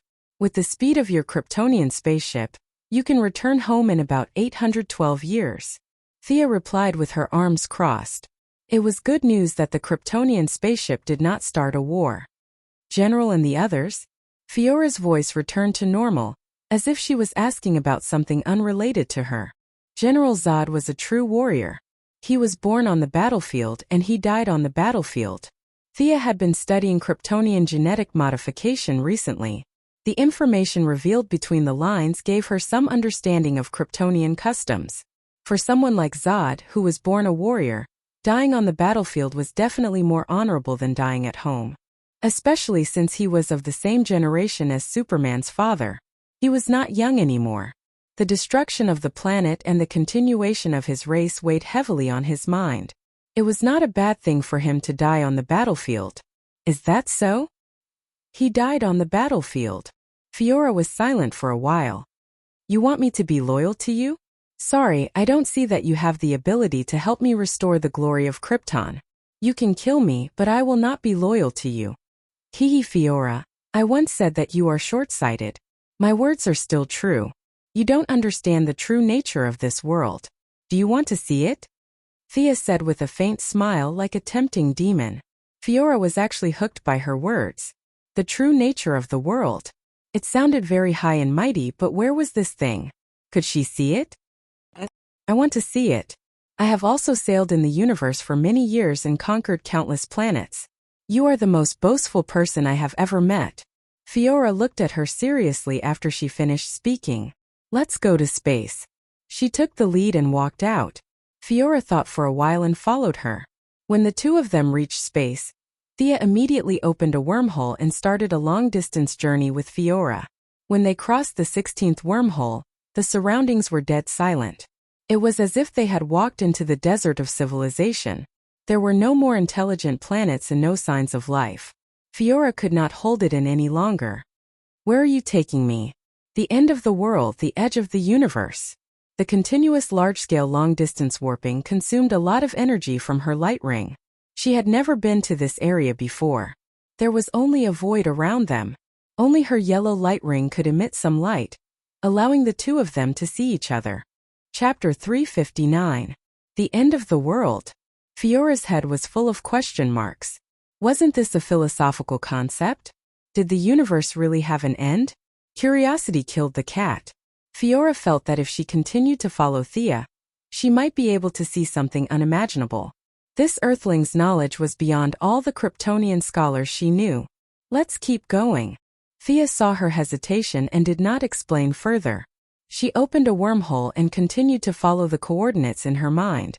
Yes, she was going to take Fiora to see the Wall of Origin, the boundary of the universe. If Thea could maintain a complete worldview after seeing the Wall of Origin, she could only say that she was impressed. During the battle with the Parallax Demon, as the first person in the world to wear a dual-color light ring, the light ring showed Thea the existence of the Wall of Origin and left a unique coordinate. Otherwise, she would not be able to find it even if she searched until the end of time. When the wormhole jumped for the 33rd time, Thea was so tired that she could not speak. Are you okay? Fiora asked. Her tone was a little hesitant. She was not worried about Sia, but she was afraid that if Sia died, she would not be able to return. Fiora did not have much knowledge about space, but she knew that her location was probably beyond the limit of the universe described by the Kryptonian scholars. Kryptonians could survive in the universe, but if something happened to Thea, she would not be able to fly back even if she was exhausted. We'll be there soon. Thea pretended to be calm, but in fact she was cursing in her heart. This time she was a little too arrogant because the journey was much further than she had imagined. She had planned to bring Diana here next time, but now she had to give up. If there was nothing else, she would rather die than come here again. At first, Thea was worried that she would be discovered by Yoja Khan, who was glued to the wall. He was a fierce man who could scare Darkseid into peeing his pants. If he had not insisted on sticking to the Wall of Origin, no one in the entire universe would be able to defeat him. The light rings did not want the air of the emotional spectrum to go up against him. The coordinates they left for Thea were the few places where she would not be discovered. It was as if they were sneaking into the village to shoot at her. We're here. Thea panted as she spoke. Fiora was not in the mood to care about her anymore. What did she see? There was actually a wall of unknown height in the universe in the void? Fiora couldn't see where the boundary of the wall was even after using her eyesight. All she could see was a mysterious brilliance. All kinds of brilliance reflected each other's brilliance. It was really difficult to use words to describe the wonders here. This is the world boundary you mentioned? Fiora had to admit that she was stunned. If Krypton hadn't been destroyed, she wouldn't have been able to witness such a scene for the rest of her life. Thea rested for a while before carefully looking at it. It was also her first time here, and she found that it was countless times more sacred and solemn than she had imagined. Even though she was mentally prepared, she still felt incomparably shocked by the vast and distant sense of mystery. Facing Fiora's question, she cleared her throat and said, "This is the universe boundary I mentioned, the end of the world. The ancient scholars called it the Wall of Origin. Outside the wall is the source, and all the answers are there. The source of everything is there.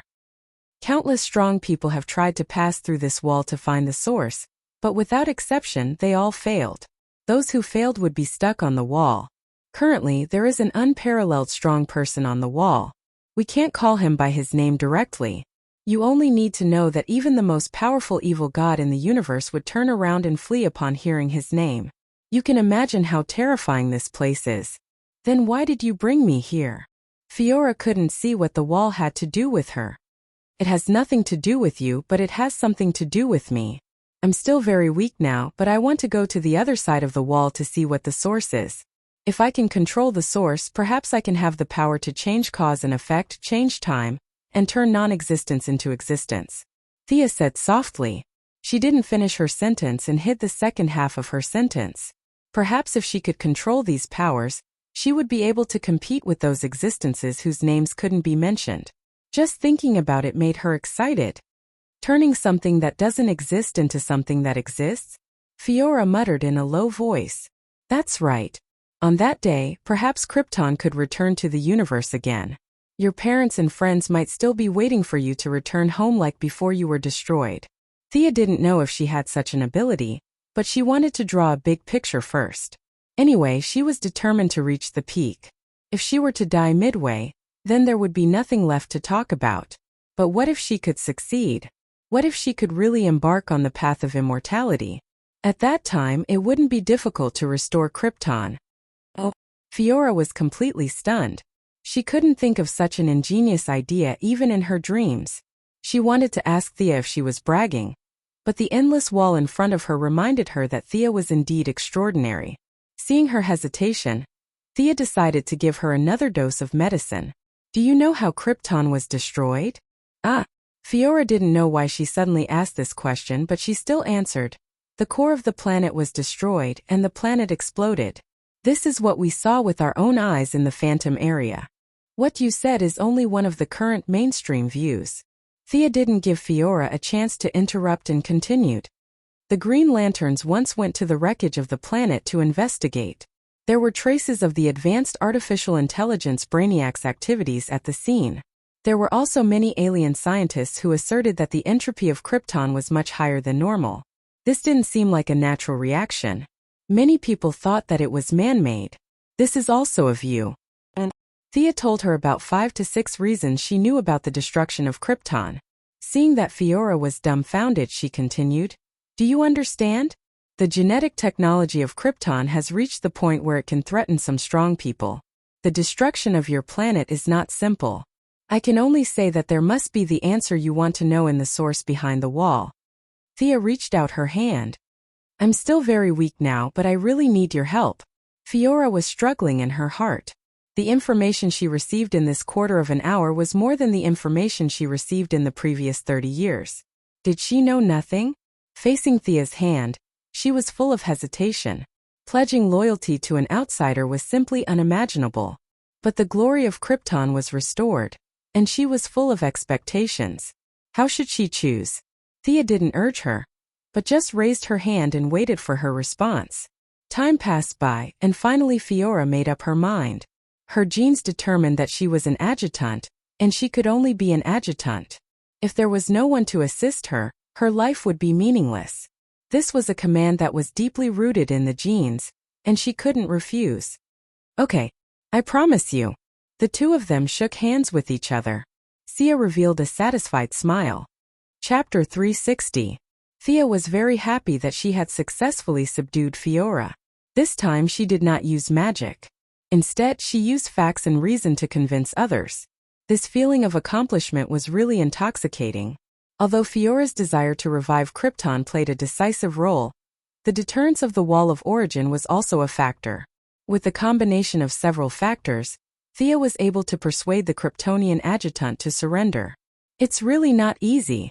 Thea could not help but sigh. This Kryptonian lady was good at fighting and tanking. She was currently the most lacking strength in the small team. The next time they formed a team, there would finally be someone who could stand at the front and tank the monsters. Controlling skills were very powerful, but a team full of control types without any offensive skills would be too awkward. Now that they had found a powerful general, the team's dilemma was finally resolved. Especially this strengthening method, which was safe and pollution-free. As long as she basked in the sun, her strength would increase exponentially.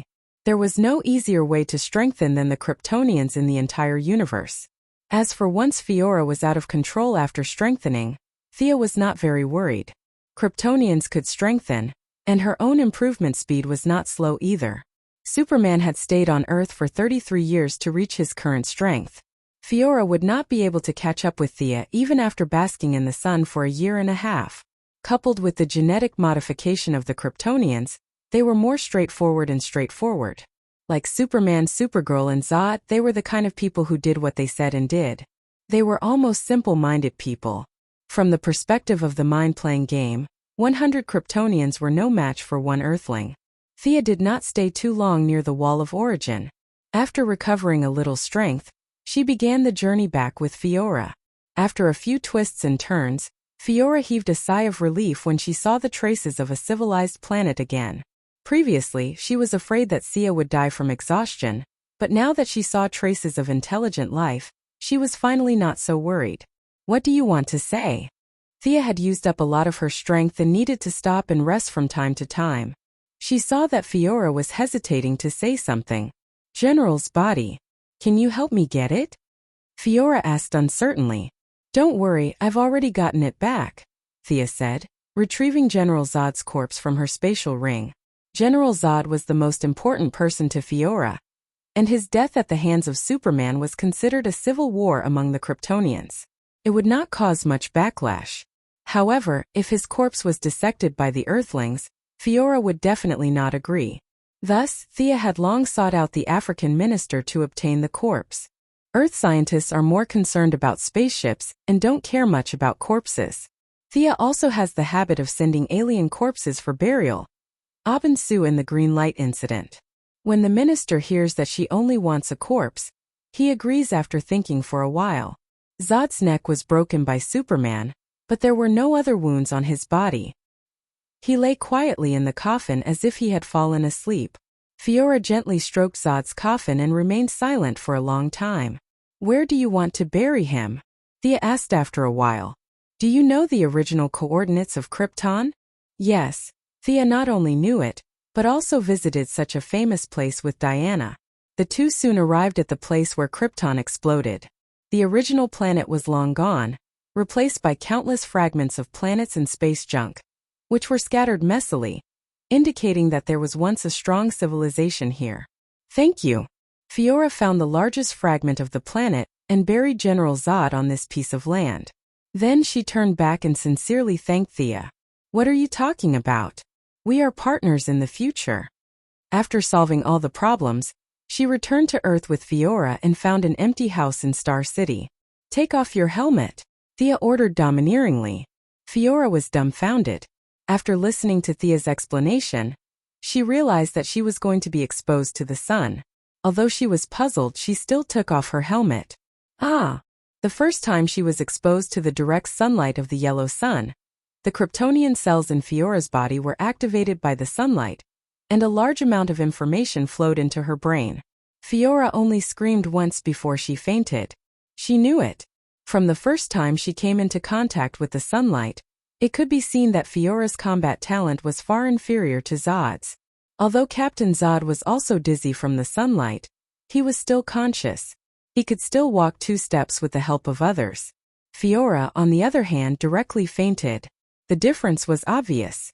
Sia conjured some tables and chairs, placed her properly, and waited for her to wake up.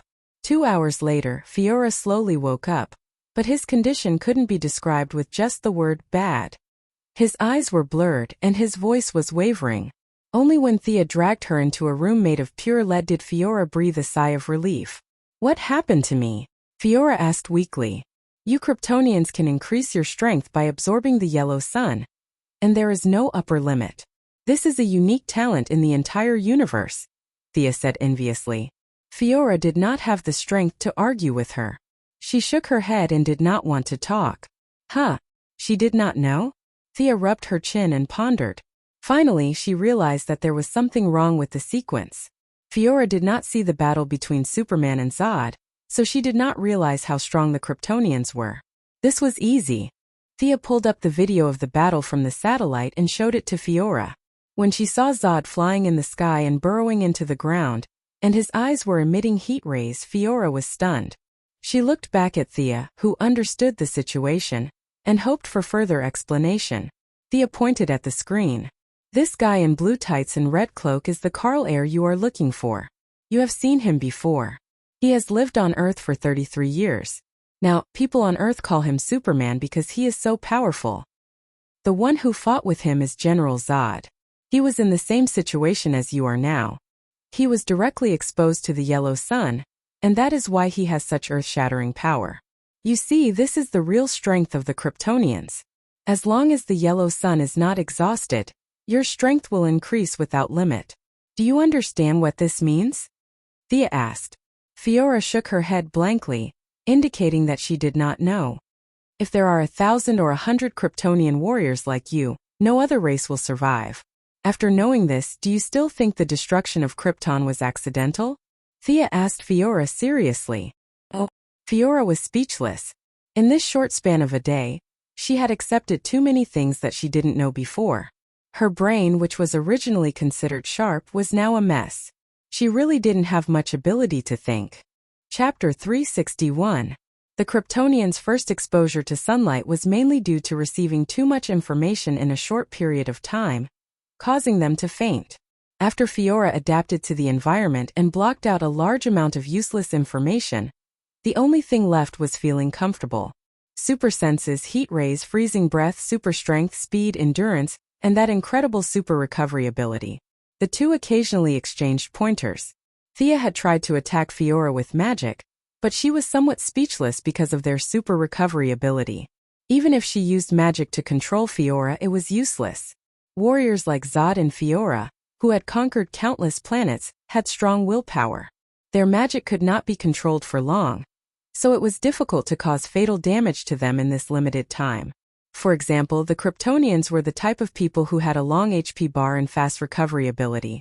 Without kryptonite to weaken them, it was impossible to kill them. Usually, after casting a bunch of spells, the damage received would be offset by their strong recovery ability. When the Kryptonians woke up, they would be fine. If there was no kryptonite in this world, it would not be an exaggeration to say that the Kryptonians were gods walking on the ground. After Fiora adapted to the new strength in her body, Thea took her to Korriga. "This is your new subordinate?" Thea and Sinisto met again. Both of them looked behind each other at the same time and were a little speechless. Sinisto's first two recruits were all normal people. Perhaps he felt that Thea's previous recruits, such as the dead people and the evil gorillas, were very different and cool. This time he had also spent a lot of effort to find two subordinates with unique bones to compete with them. But he did not expect Thea to change her style and take the normal route this time. His original intention to compete with her was like a punch to the air. Thea looked at the two subordinates that Sinisto had recruited this time and could not help but sigh. The universe was so big that it was full of strange things. One of them was called sludge, a cell-like creature. Its outer membrane was a corrosive liquid, and its insides contained the corpses of many enemies. Usually, it would lie on the ground in a green mass, but it could barely maintain a human form during battle. The other fellow was even scarier. It was a deadly virus that was usually as small as a speck of dust. According to Sinisto, this was a virus developed by a certain high-tech planet for war. They kept iterating on the virus and finally produced a supervirus with intelligence. It was the microbe in front of Thea. It named itself Dispersus. "Your new subordinate is a Kryptonian? Are there any survivors after the destruction of Krypton?" Sinisto originally thought that Fiora was an Earthling, But the light ring's scan gave him a slight shock. He was actually a remnant of an extinct planet. In terms of rarity, he wasn't inferior to his subordinates. There were more and more feelings of fear in the universe, and the collection of yellow energy was also increasing. Sinisto had made a lot of light rings, so he didn't have to live so frugally like before. He threw a yellow ring to Fiora. The Kryptonians' technological weapons are very powerful, but their combat power is not high. I agree to let you join the Legion, but you have to show off your skills to my subordinates, Sinisto said sternly when he saw that the two of them were about to leave. Ha! Thea almost burst out laughing when she heard that. The Kryptonians' combat power is not high? That's because you don't understand the body structure of the Kryptonians. Let Leader Sinisto see the Kryptonians with low combat power. Thea signaled Fiora to show them his strength. Previously, Thea had told Fiora about their current situation of being harmonious on the surface, and Thea had also talked about her ambition to control the Yellow Lantern Legion. Fiora naturally knew what he needed to do. That was to intimidate. Only by suppressing everyone with absolute strength would he be able to take over the army after Sinisto. Thea allowed Fiora to join the Yellow Lantern Legion because the Yellow Lantern Legion had a function that was not very eye-catching. Kryptonian recharge. This function was meaningless to any other race, and only the Kryptonians could use it. What if the Kryptonians couldn't absorb sunlight during battle, and their energy was depleted? Ring recharge. What if the kryptonite damaged their combat power and caused them to fall to the bottom? Ring recharge. The term perpetual motion machine was used to describe the Kryptonians who wore the Yellow Lantern ring. The only limitation was that they were born with great strength and had little resistance to fear. Thea could only make a magic ring for Fiora with the bones of Kamal, the shark god. She had cast a constant resistance to fear on the ring, so that Fiora would not be affected by fear whenever he wore the Yellow Lantern ring.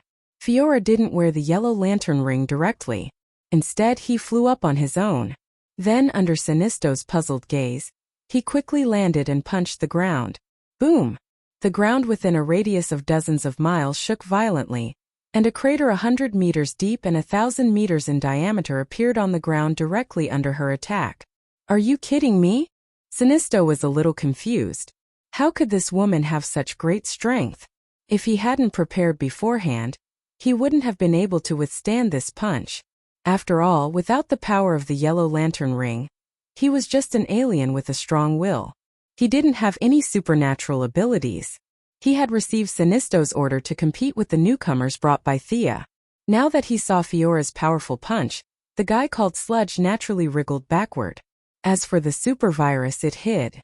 Thea searched for it with the Eye of Horus for a long time before she found that the guy ran faster than Sludge. Fiora didn't stop. She flew up into the sky again. Her eyes were scarlet, and the heat rays in her eyes were shot at the mountain not far away.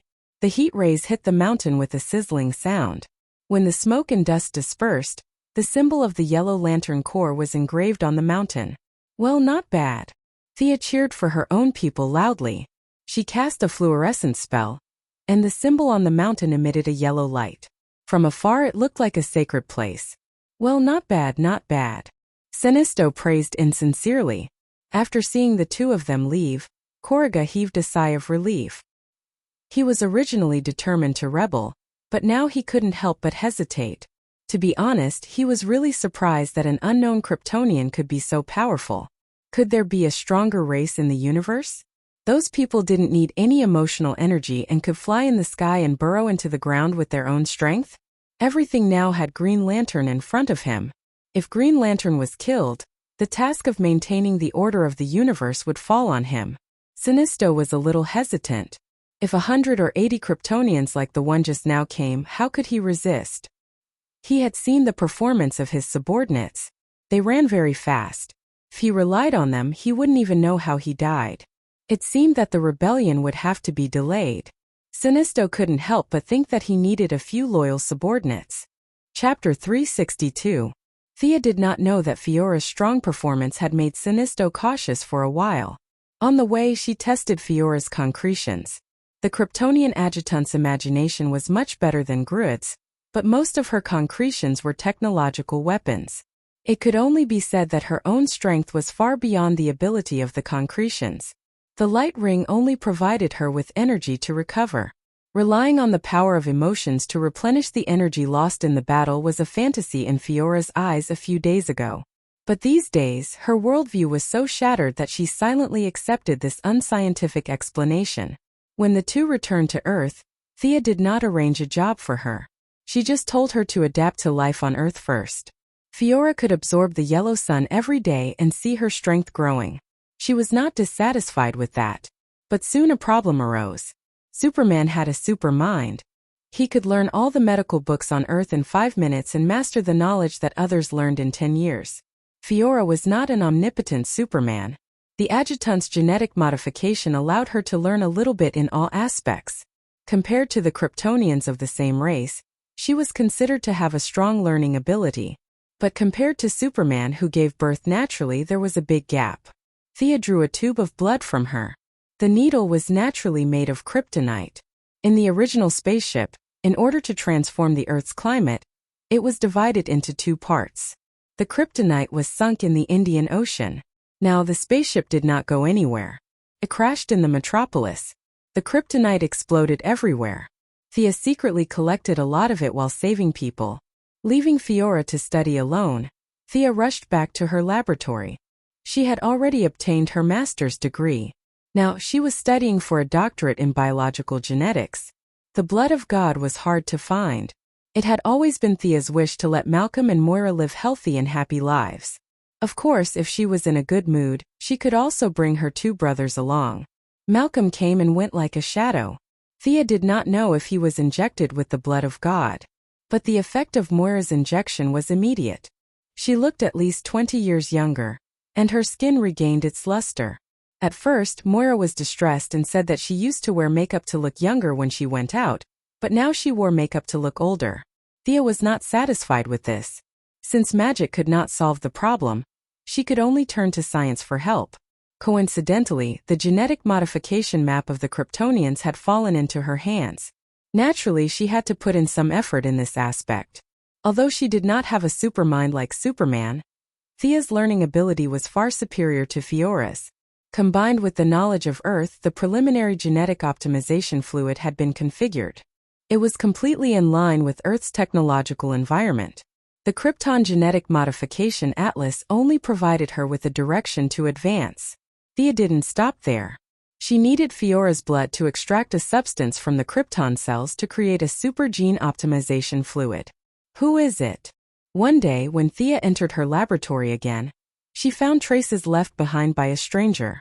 Her laboratory was kept secret, and only a few of her closest friends knew the location. Thea turned on the light and saw a young woman in a wheelchair slowly sliding out from the side of the laboratory table. The young woman lowered her posture and said softly, "Miss Quinn, I'm here to ask for your help. Please help me." Oh. Thea did not say anything else because she knew this woman. She was Maisie Graves, Luther's secretary and bodyguard. Maisie Graves was seriously injured when the spaceship crashed. It was Superman who rescued her from the ruins. Thea's medical pod had saved her life. Was she trying to gain sympathy by acting like a weak woman now? Miss Maisie's temperament was as miserable as it could be, as if all the misfortunes in the world had fallen on her. If it was an idol drama, this woman would be the female lead. Unfortunately, Thea knew her battle record. She was someone who could fight with death now. No matter how great the mental blow was, she would not be like this. Sensing that the atmosphere between them was a little tense, the secretary knew that her first trick had failed. She calmly put away her bitter face. After failing to gain sympathy, she began to talk about the current situation. "My legs are completely crippled. Mr. Luther said to amputate them and install mechanical legs, but I can't bear to part with these 2 legs." The secretary's words were hard to tell if she was lying or not. The tears hanging at the corner of her eyes flowed down completely. Thea glanced at her. Although it was still covered in scars, the lines of the secretary's legs were straight and beautiful after rigorous training. Combined with her appearance, it was indeed a pity to amputate such a pair of legs. Even though she knew that the secretary was up to no good, Thea could not help but ask, "Mr. Luther is an intelligent man. If he can't do anything, what's the use of me?" "Mr. Luther said that your medical pod must have a better version." "I believe him." The secretary's eyes were still shining, but from her tone of worship, it did not sound like Luther's words. It sounded more like the words of a god. Thea chuckled and pointed at her with her finger. You worship your Mr. Luther so much? Why did you come to me for help? You should know that he is my competitor. He used a lot of tricks behind my back. Why should I help you? As she spoke, Thea's tone became more and more severe. Her usual smile disappeared, and at this time her eyes were filled with fear. The secretary persisted for 2 seconds before lowering her head. It was not that she was timid, but Thea's eyes were too scary. She avoided Thea's gaze, but the fear did not dissipate. The huge mental pressure almost made her collapse. However, since she was chosen by Luther, her quality was indeed far better than ordinary people. Her hands clasped the wheelchair handles tightly, and blood dripped from her lips. She did not beg for mercy. She just silently endured the mountain-like pressure in her mental world. Humph! Thea withdrew her mental deterrence. The secretary's willpower was extraordinary. According to Thea's observation, among the ordinary people who had not been strengthened, only Nightwing, Barbara, and a few others could reach this level.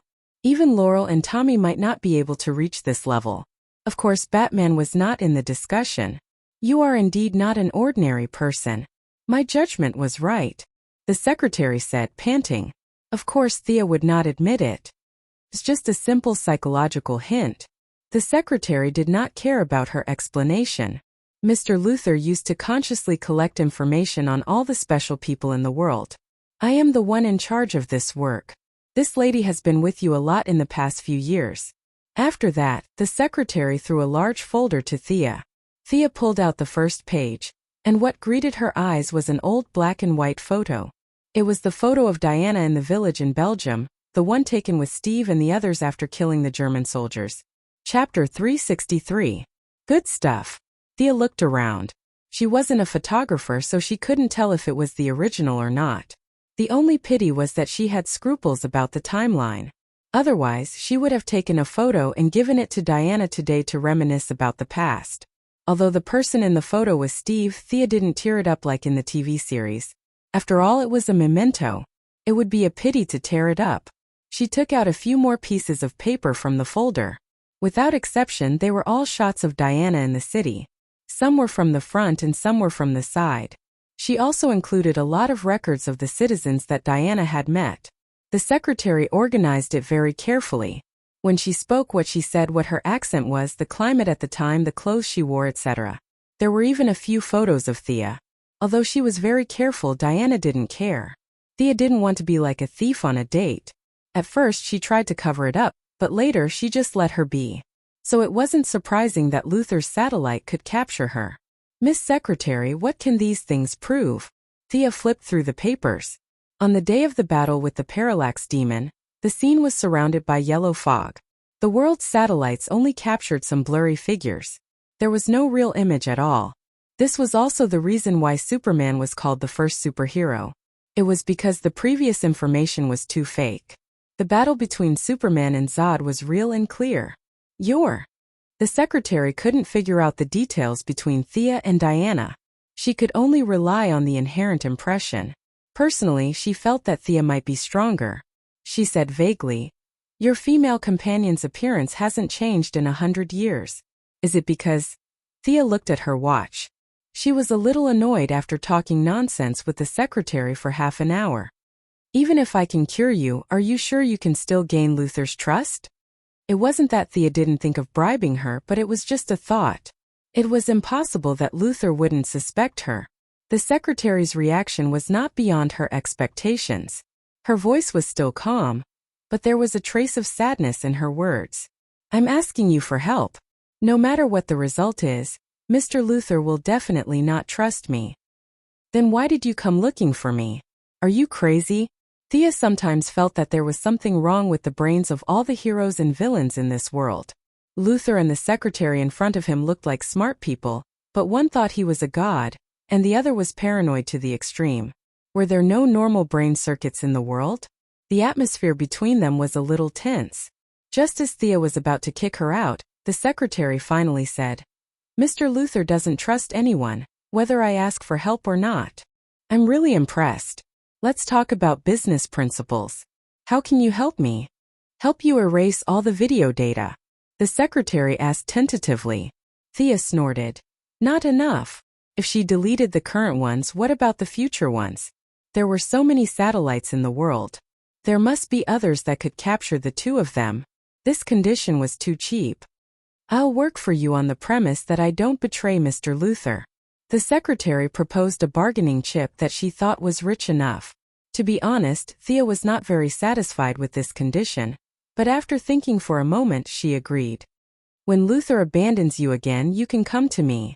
I'll take you to see the world that you don't understand. By then you'll know how narrow-minded you are. It was the same familiar tone and the same familiar feeling. It was similar to the words used to fool Fiora. But for a native of Earth, there was no need to take her to visit the Wall of Origin. Otherwise, if she brought 100 people to watch every day, the Khan on the wall would jump down and kill her. What Thea valued was not her power, but the emotional power contained in her body. Miss Mercy Graves, just like her name, had a power that she didn't realize. It was a matter of knowledge. No matter how smart Luther was, he didn't realize what kind of power his assistant had. Like the Yellow Lantern's fear and the Green Lantern's courage, compassion was a necessary emotion for the Green Lantern Corps. They were originally a Lantern Ring tribe secretly established by Abin Su. The star field where they were located was unknown to outsiders. They didn't show their true colors until the dark night. However, Abin Su's ring recorded the coordinates of this star field. Later, he passed the ring to Hal Jordan. Coincidentally, Thea also wore the same ring. Hal Jordan couldn't see what the lone coordinate represented, but Thea knew that it must be the base of the Green Lantern Corps. The secretary was still far from being truly loyal. Only after being abandoned again could she change the target of her compassion. Only then could she truly be used by Thea. Thea invested in the present for Deathbell, Poison Ivy, and the others. As for the secretary, she invested in the future. With a snap of her left hand, the secretary couldn't resist the impact of her consciousness and fainted.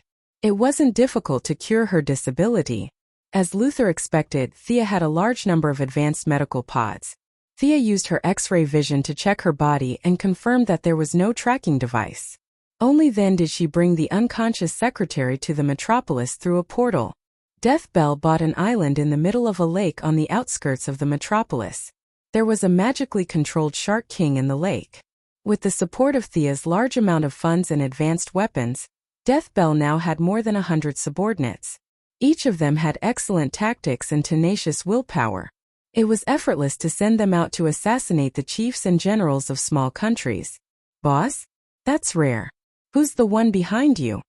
The one who greeted Thea with a smile was Poison Ivy. Now, Thea's subordinates addressed her indiscriminately. Some called her boss, and some called her general like Fiora. Thea didn't care, she could call her whatever she wanted. Thea wrapped the secretary with her spiritual energy. There were too many metals in her wheelchair, so Thea threw her in Star City. This woman used the third medical pod. After the treatment, knock her out and send her back to the Luther group. Thea opened the door and went back to Star City. She hadn't finished her experiment for the day. Ayaya, what a pretty lady. TSK. Poison Ivy was a biochemistry graduate after all, so she was more educated than Deathnell and the other mercenaries. She was in charge of a few medical cabins that weren't on the market. Even though Poison Ivy hadn't done anything earth-shattering yet, she was already quite famous in the mercenary industry. She carried out Thea's orders thoroughly. She controlled the plant and pulled the secretary into a special room. The plant's poison had subtly changed her body and personality. She didn't even realize that she was a completely different person from before. She looked left and right to make sure that no one was looking at her. She took off the secretary's clothes. Even if someone asked, she would use the excuse of checking her injuries. As for whether it was true or not, only God knew.